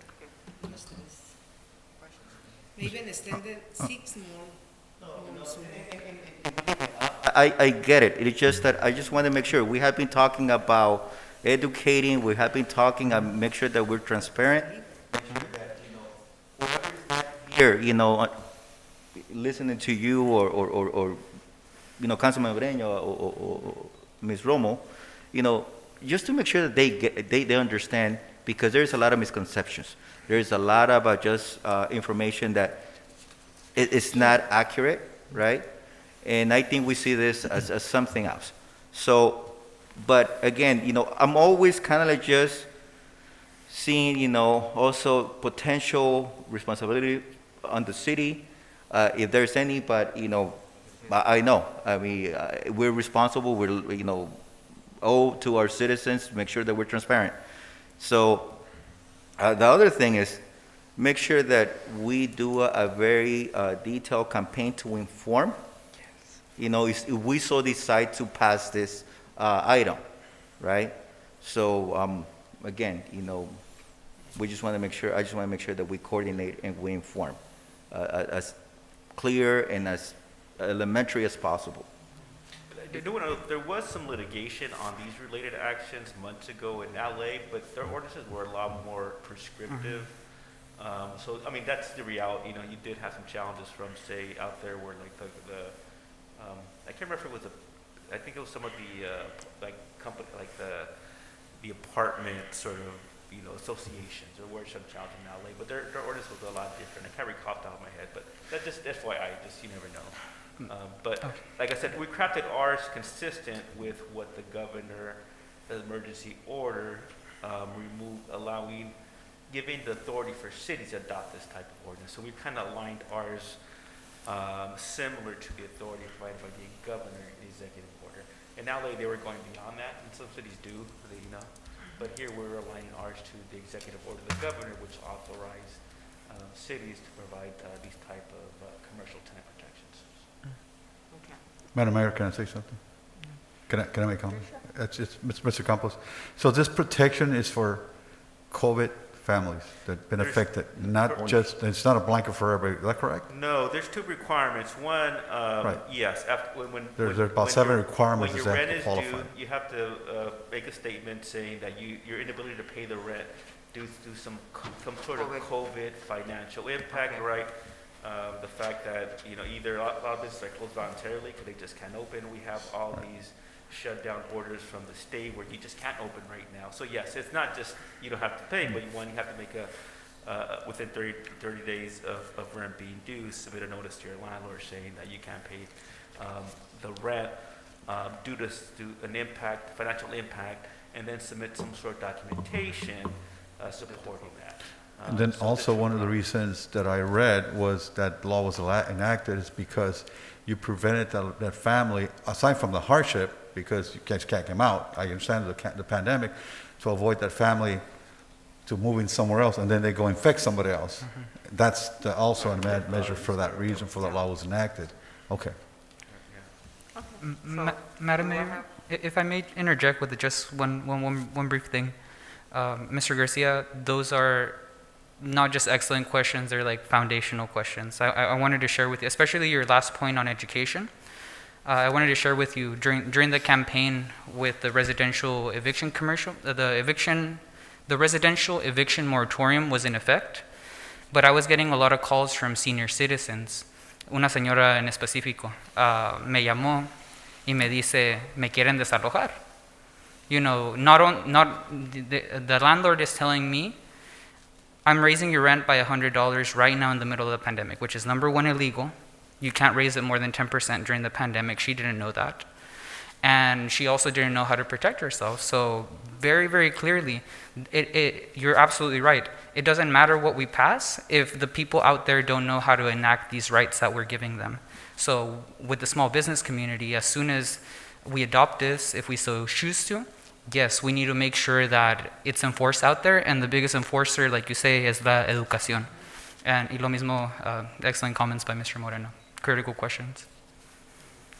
Just remind you, because some of those protections you mentioned, some of those that you mentioned about 10%, those actually were adopted before the COVID. So Yes. within the last year, the state adopted a no-fault eviction, so you can't just evict somebody, and you have to have some sort of reason, generally, right?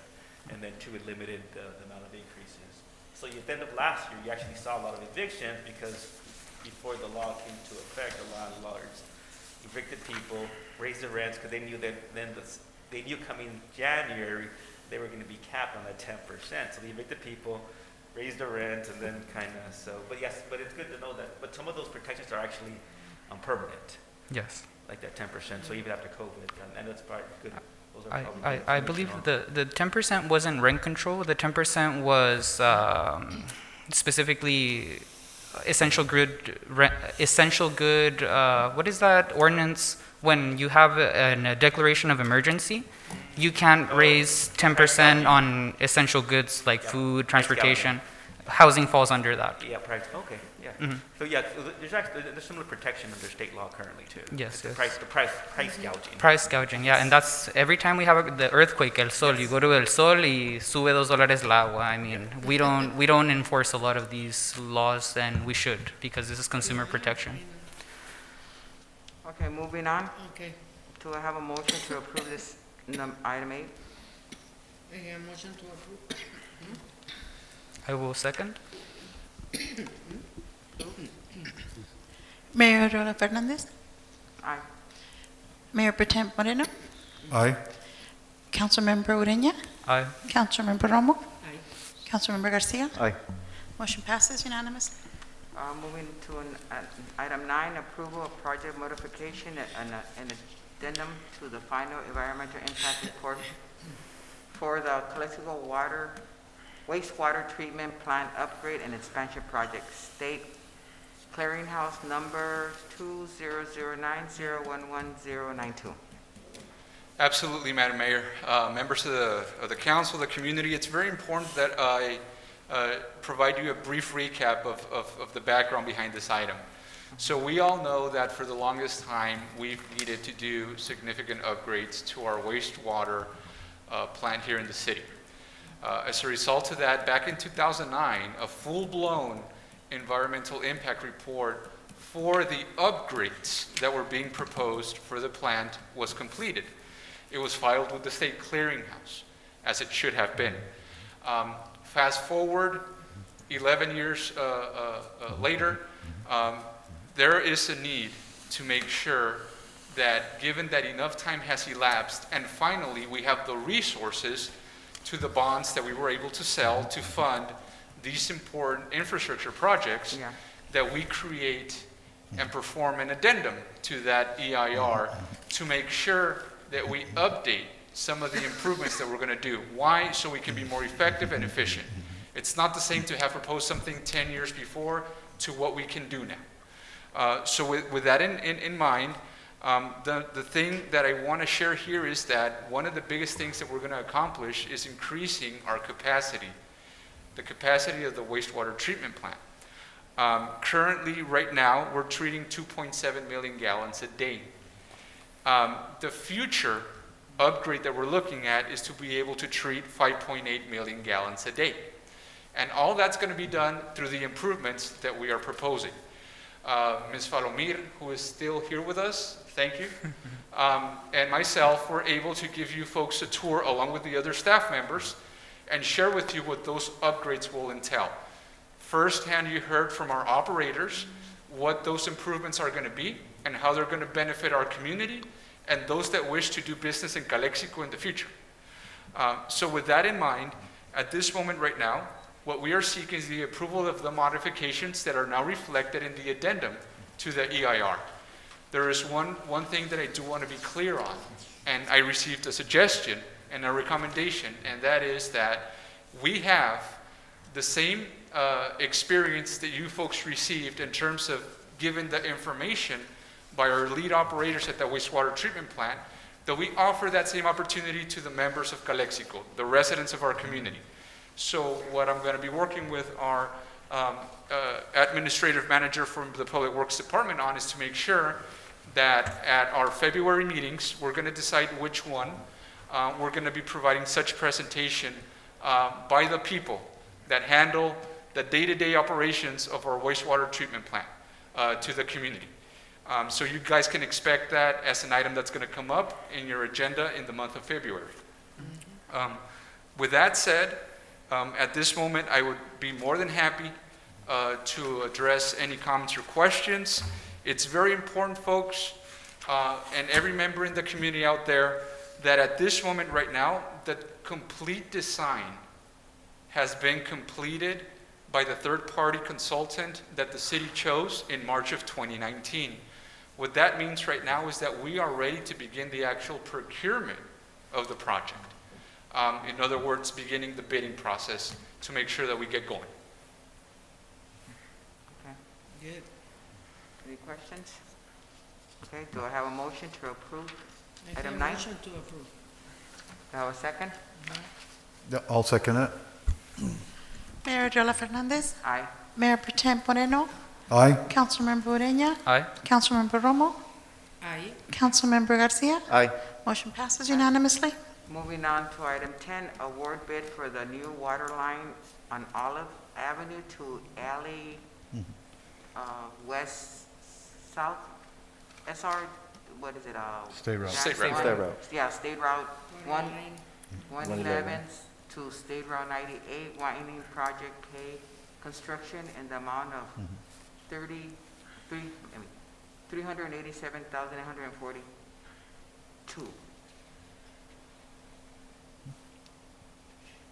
Thousand. Yeah. Okay, Mr. Absolutely, Madam Mayor. So what we're looking at is, and just to put things into perspective here, we're looking to do this work where the postal office in Calexico is located, specifically the area around the vicinity of Heber Park in our city. And Ms. Gabby is going to be happy because she's the proponent not only of Heber Park, but also we're going to be looking to do something that we believe is due to our community. And that is that as part of the work that our Public Works Department is doing, that I'll make sure they include in their presentation, is the fact that we are slowly beginning to be proactive rather than reactive.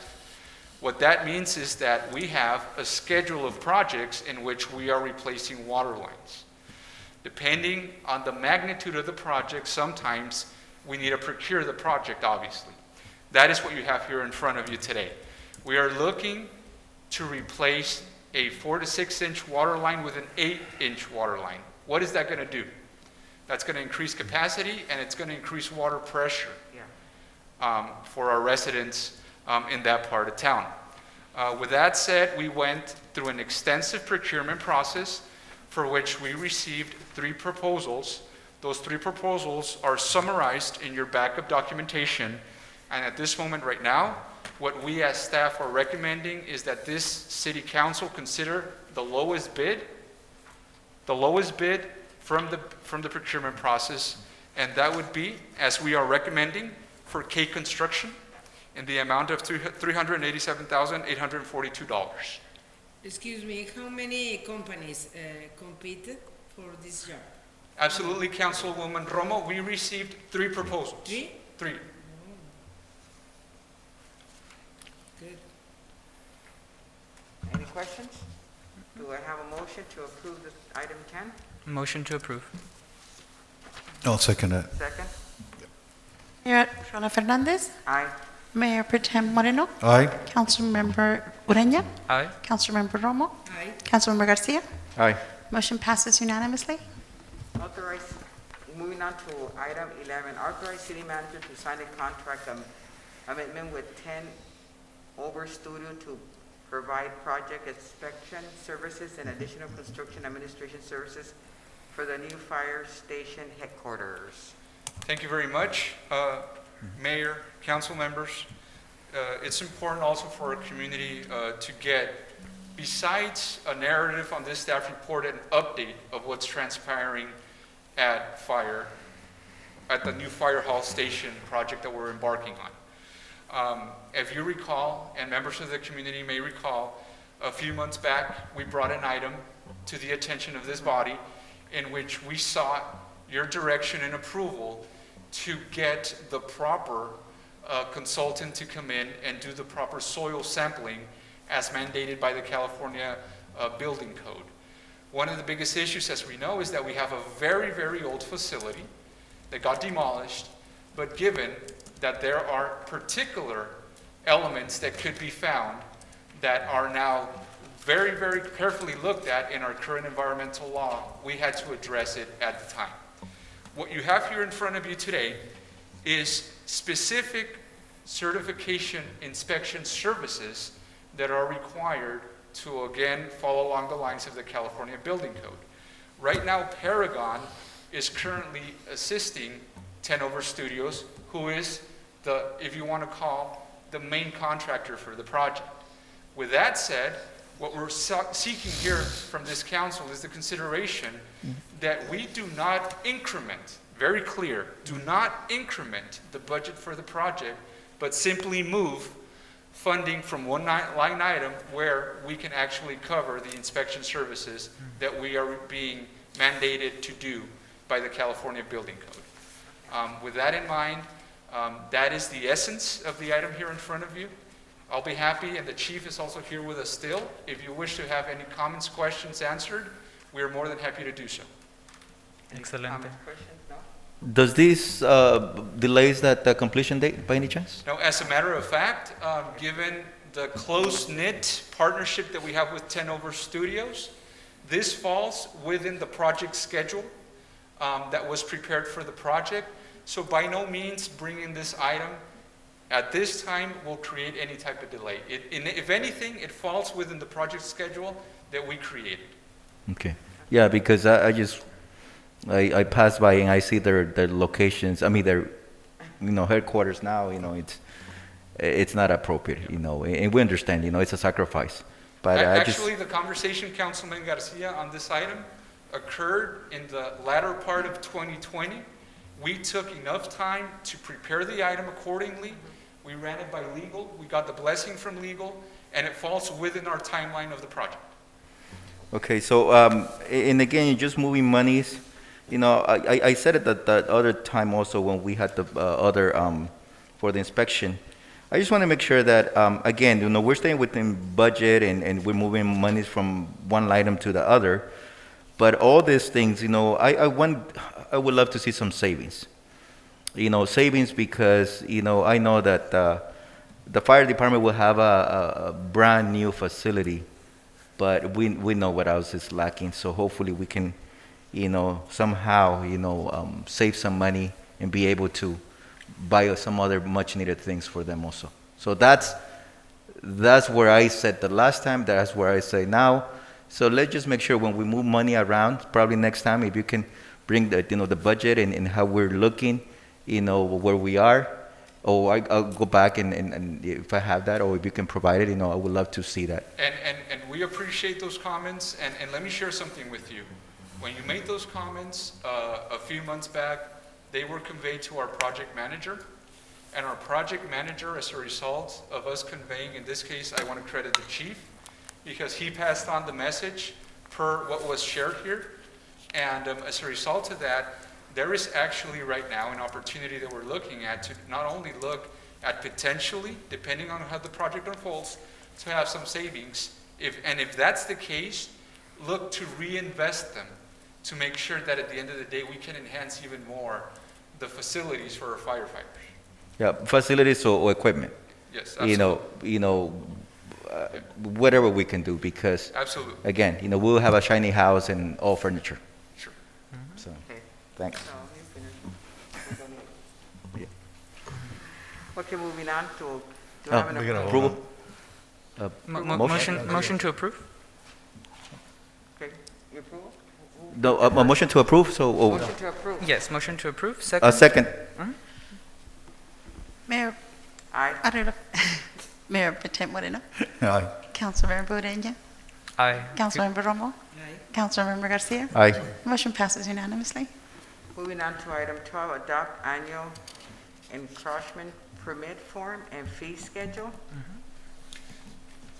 Yes, so there is one key element here that I want to point out, and that's the reason why Ms. Palomir and I brought this item to your attention.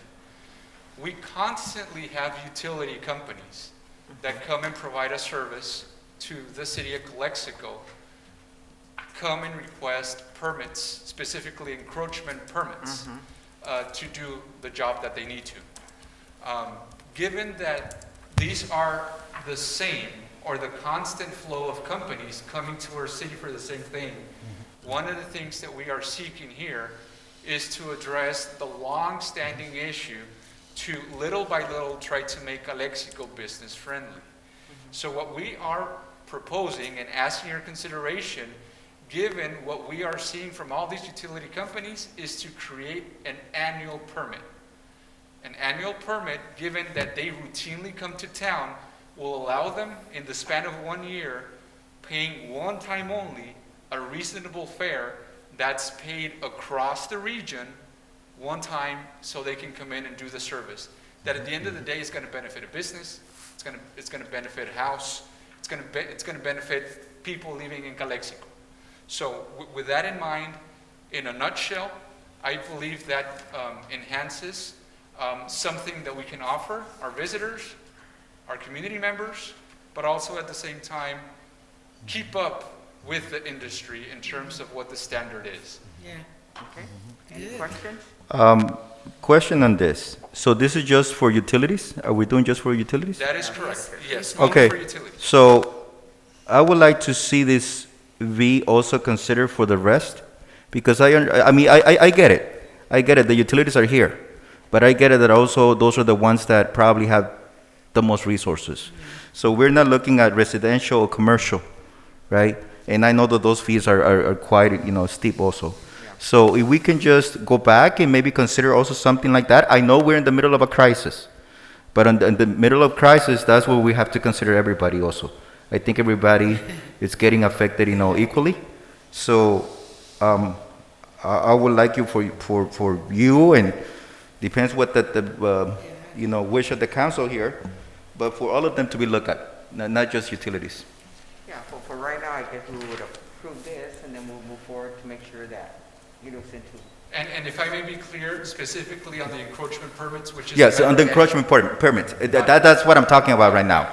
But if you just, doing a blank permit or an annual permit for utilities, let's look really hard and very, very details as to how we can also help the other two clients that we have.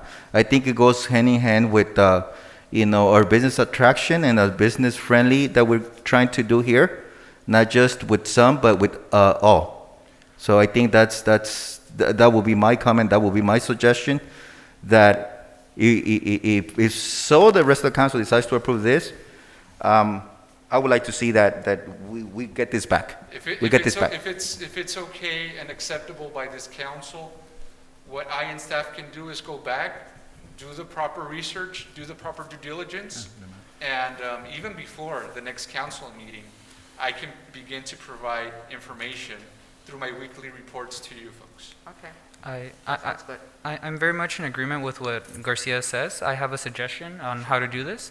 The annual part of what we're doing makes sense for utilities, but for residential and for commercial, that one, it doesn't make sense to make a cheap annual permit. For that one, it just makes sense to lower that one-time fee. So I would suggest lower one-time fees for residential and commercial, and we approve this utility one annually right now, if that makes sense. In a nutshell, I think that's what you were implying, Councilman Garcia, right? Well, and again, my thing also is that, I just want to make sure that we're fair. Yeah. And to me, this doesn't seem fair as it stands right now, right? Because if I'm a commercial, developer, I want to also, well, you know what, my encroachment permits is 1627. Can you give me the same courtesy? Or residential? Can you give me the courtesy? Let me right. just, yes. I just want to warn the council on one little thing here. Yeah.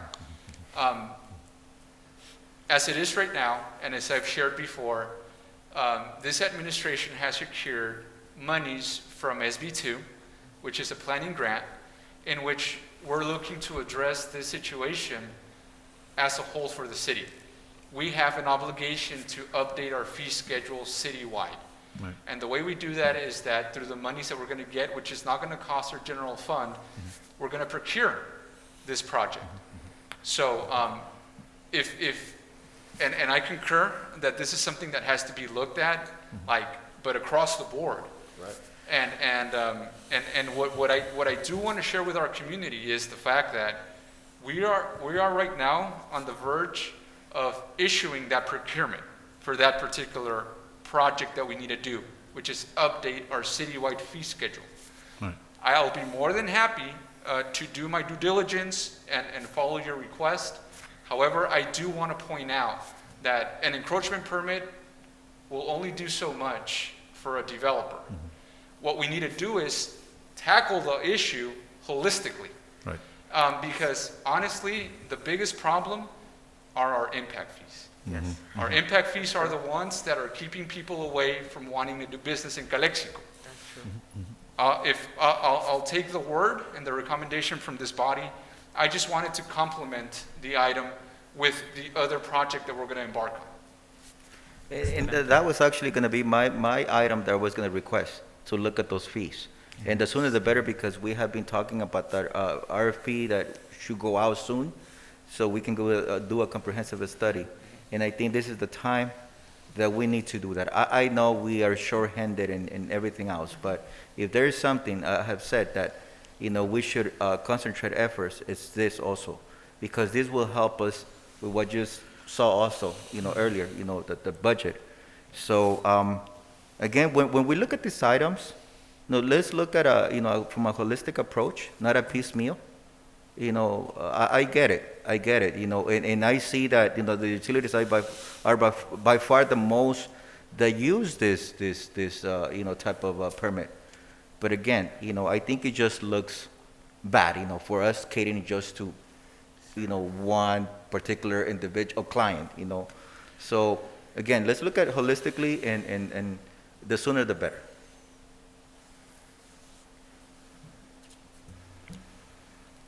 Okay, so Motion to approve? do I have a motion to approve the item with the recommendation that was given to Mr. Right. Figueroa? Second. You need a motion, or you're asking, making a I motion? needed a motion. Yeah, he needs a motion. Oh, Yeah, motion oh, with the I'll recommendation. State the recommendation. I believe it's very clear to Okay, move Mr. forward Garcia? with the language on the item, Yeah, Right. Mr. on top of Garcia. the recommendation to Yes. look at the other two elements from the encouragement permit fee schedule. Correct. I'll second that motion. Okay. Okay, got it. Mayor Arreola Fernandez, Aye. Mayor Pro Tem Moreno, Aye. Councilmember Ureña, aye. Councilmember Romo, Aye. Councilmember Garcia. Aye. Motion passes unanimously. Okay, item number 13, authorize city manager to sign release of surety agreement acknowledgement for the Sherman Industrial Park and authorize staff to record documents. This item is no different than an item that we brought for you at the special meeting in December that was related to another property on the north end Yeah. of town. What we're looking at here is to actually be able to relieve some of the conditions that were initially imposed when the Sherman Industrial Park was developed.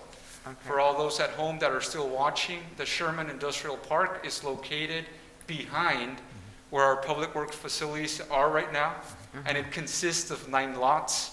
What we're asking here for is that this city council approve that the surety agreement for this park be released, so we can go ahead and have the broker, the real estate broker that's working on this project, be able to get the new owner to close the deal. By doing so, we verified that the conditions were met, and the conditions included street improvement and underground work. Those were verified by our acting city engineer, Mr. Jose Carlos Romero, along with staff from the Public Works Department. So at this time, I can share with you that the conditions were met. At this time, we're seeking the release so they can complete a transaction that more than likely will bring development to Calexico. I move to approve agenda item 13, unless there is a question. I just, I would comment. So, Mr. Figueroa, I'm familiar with that area. I went down there as soon as I saw this item here. There is one parking lot that's already in existence. There's I believe it's a parking lot, right? Where they store cars, like some business there as you go down the hill to your right-hand side. That's actually No. uphill, up the Uphill, hill, uphill. behind the water plant. So we're asking, what are these items that you're asking, like the street improvement to be paved or? If you recall when we toured the water plant, when we did that tour, behind the water plant, Right. you have this industrial park. Before that park got developed, when the project got approved, there were conditions that were imposed. And do you know what those conditions were? Yeah, the Okay. conditions were street improvement and Okay. underground work. Okay, That was done, and that was verified, like I said, by our staff. As a result of that, we are now, or in this case, the city council has the authority, if you wish, to release those conditions so the property can now be sold, so the new owner can come in and develop whatever business can be done in that zone. and then the owner, so there's an owner right now standing by, right? Yeah, Okay. there's a pending real estate transaction Yeah. on this item, yes. And do they have any conditions? No? No, because the conditions that were required when that project got developed were met. Okay, thank you. Okay, do I have a motion to approve item 13? We had, Second. we had a motion on the floor. We need a second. Second, It was Romo? moved by Mrs. Romo, second. Mayor Adela Fernandez, Aye. Mayor Pro Tem Moreno, Aye? Councilmember Ureña, Aye. Councilmember Romo, Councilmember Garcia. Aye. Motion passes unanimously. Moving on to item 14, authorized to purchase 3 chargeable message sign boards from Transportation Supply LLC in the amount of $43,075.95. This governing body a few meetings ago took action and approved a recommendation made by Finance Director Lovatos and myself to release some of the impact fee funds that had been accumulating through different fronts that have been paid by past projects. Those funds had not been put to use, and I want to say these are non-general fund monies. I want to make that clear. So we were able to put those monies now in our active expenditure budget. So with that said, what you have here in front of you is something that I consider a basic need for any city, and that is for us to have means to communicate with our visitors and our residents. We, being a border community, more than anybody else, needs CMS boards. CMS boards allow us to communicate emergencies.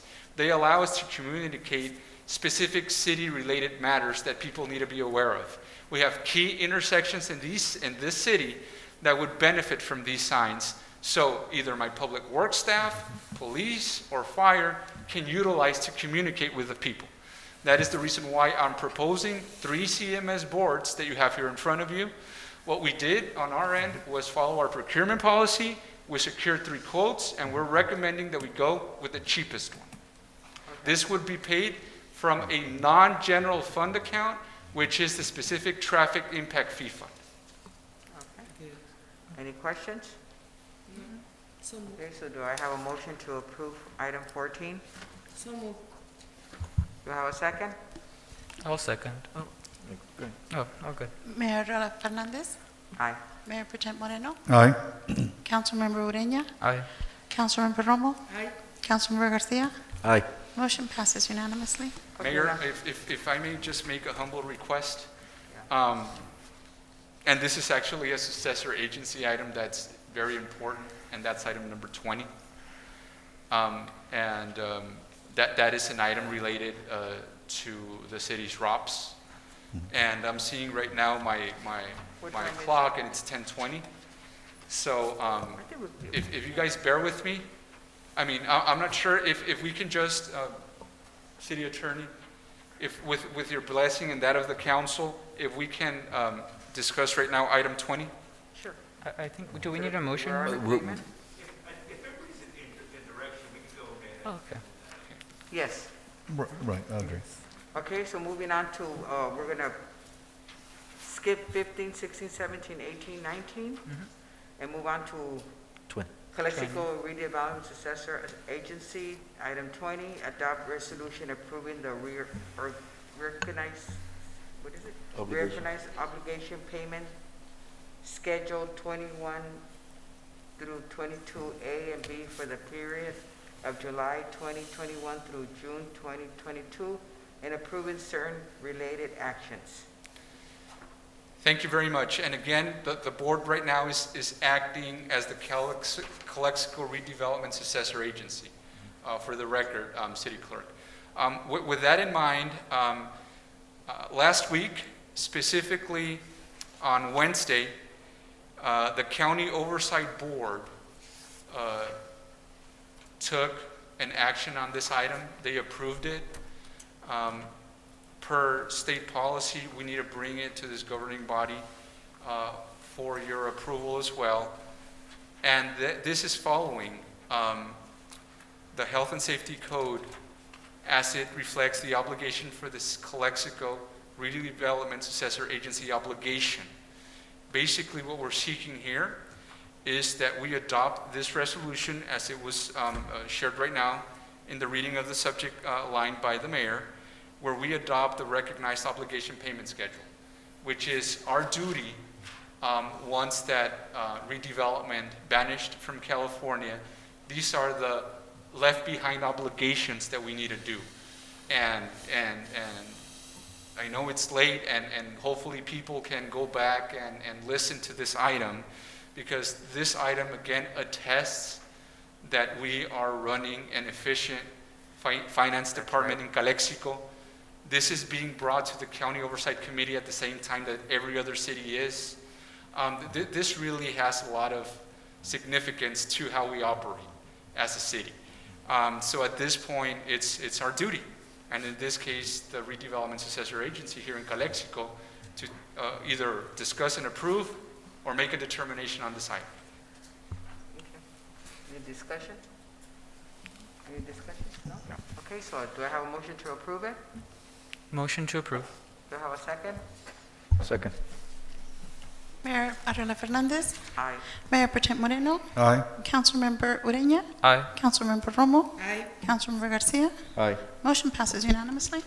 Now, do we want to continue and do the Ma- appointments? Madam Mayor, we spare some minutes, so City Clerk, I think you can take the lead in this item, which is item 15.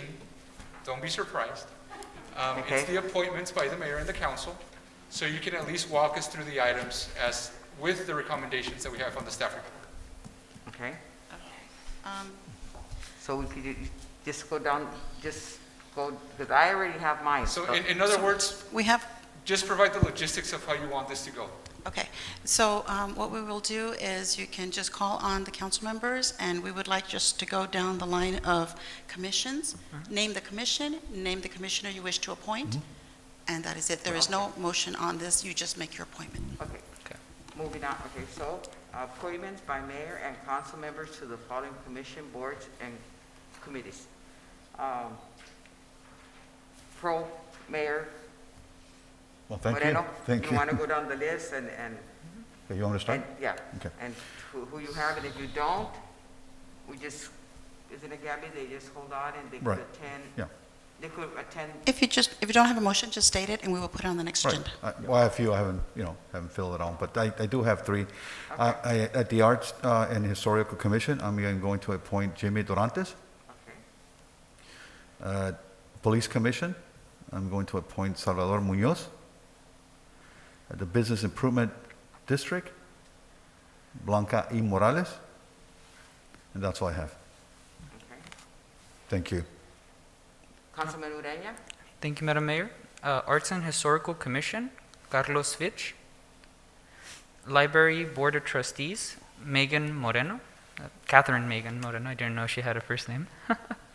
Planning Commission, Marcos Dylan Castillo. Police Advisory, Ismael Arbizu. Parks and Rec, Joana Espinosa. Personnel Commission, not on the agenda, but the application is in, is Mr. Fernando Armenta.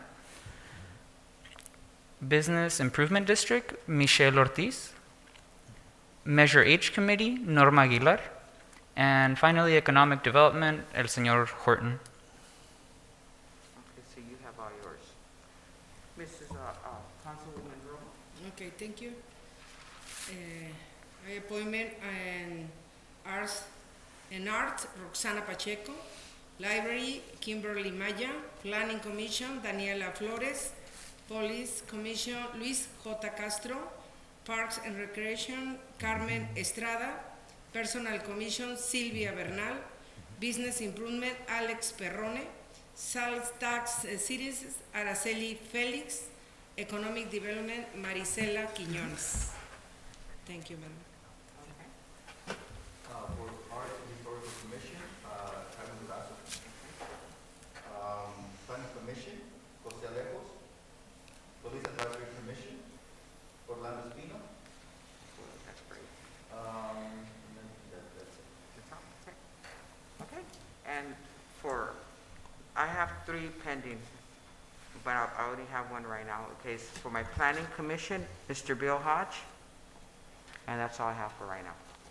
I still have I need Measure H, and I need Parks and Recreation.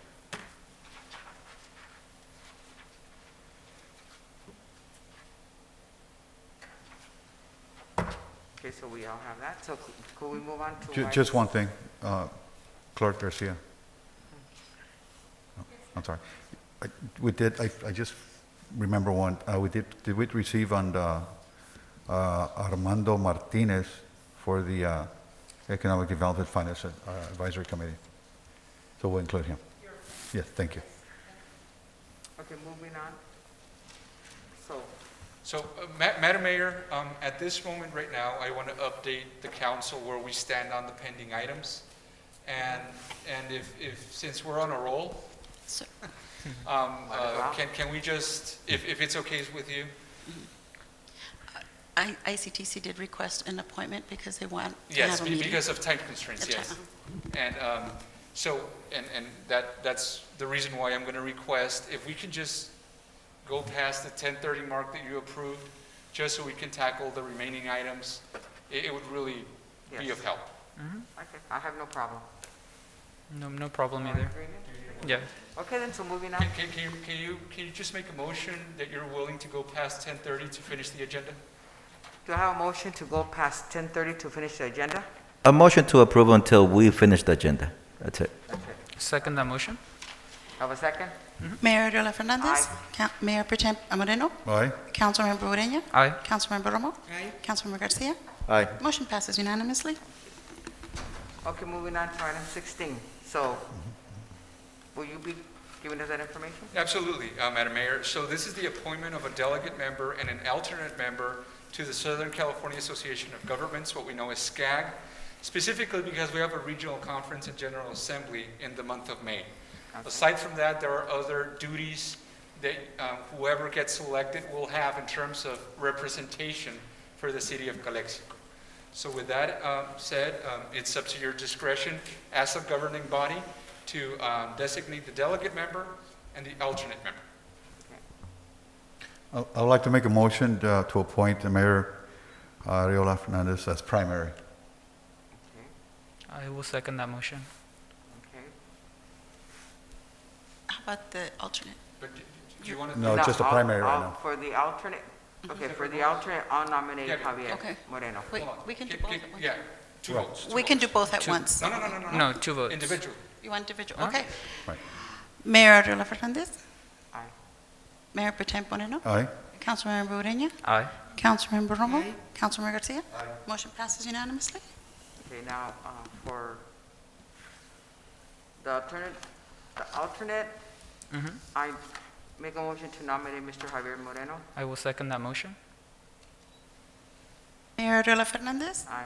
Mayor Pro Tem Moreno. Aye. Councilmember Ureña. Aye. Councilmember Romo. Aye. Councilmember Garcia. Motion passes unanimously. Okay, appointment by Mayor Aurora Fernandez of a primary representative and alternative to the Imperial County Transportation Commission, ICTC Board. I'll make a motion to appoint as primary Mayor Arriola. I have some discussion on this item, if I may, Madam Mayor. I would like to be on the ICTC board I would like to be appointed to represent the city of Calexico, specifically because I come from an economics background. You know, these types of statistics, and specifically when it comes to road safety plans, public transportation, this is something that I'm very familiar with because of the training I have had as a person that studies economics. I would ask that you consider my appointment to the Imperial County Transportation Commission. So there is a motion right now for There's a motion. appointment that we need to go I through. believe the mayor makes this appointment by herself. What's that? There's no vote on this one. Okay, for the appointment, then, Madam Mayor, this is like Oh, I see. Member Ureña is rightfully mentioning, the way our staff report reads and the practice that's been done is the mayor makes such appointment okay, for the primary and the alternate. okay, well, the way, then I'm gonna put myself with Pro Tem Mayor Javier as an alternate. Do you have a second? Can we do that? It's an appointment. It's just an appointment. Yeah. Oh, sorry, okay. Oh, and the other appointment, a primary representative and an alternate to the Imperial Valley Economic Development Corporation. Okay, there's appointment. At this point, Madam Mayor, I sincerely apologize for interrupting you, but at this moment, my recommendation is that we don't move forward with this item because there is something that the city needs to address as it comes to its representation on this board. And that is something that I'll be further discussing with you. So then I'll hold on to this. Yes, please, if you may. And for the Yes. appointment to the Imperial Valley Southern Border Committee, I appoint Mr. Ureña. If you accept him, Mr. Ureña, that's the reason why I'd rather prefer you in this committee than the other one. Makes sense. I accept your nomination humbly. Excuse me? I accept your nomination humbly. Okay. So, That concludes our action calendar.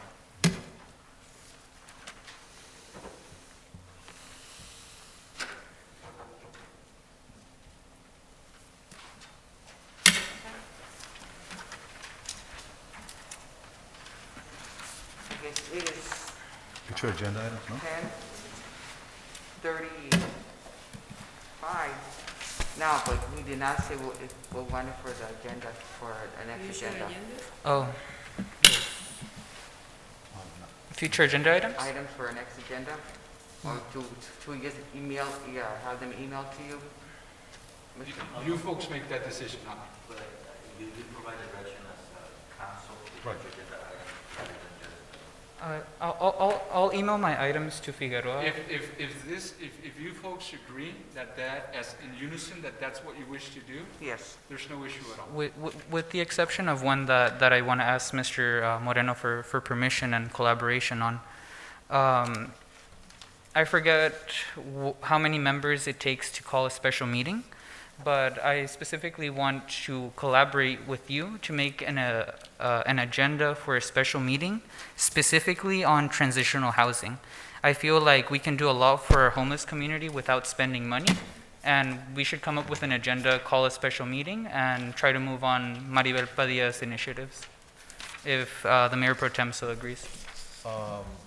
So special meeting for that? Yes. I mean, Unless you want to make it an item for a regular meeting también. But we would have less time to discuss that. sure. I mean, general item, General item? special meeting would be just like, I mean, we can do this in a general meeting. General meeting? Okay, está bien. Excelente. But I will add on that when we have general meetings like that, we cannot continue and staying beyond 9:30. I mean, I know when we make our comments, maybe we could narrow them down and just get to the specifics. I know that we want to explain to the public, but we need to also think of the public that's looking at our meetings. You know, you have the public that are looking at our meetings and they go to bed late, early. They don't stay up this late. We have to have consideration for our public as well. So we need to also ourselves, you know, try to narrow down the information that we want to get out there. With that being said, good night, everybody, and thank you for staying up with us. And thank you, guys. City staff, you're wonderful. Okay, meeting is adjourned. Thank you, Mr. Figueroa.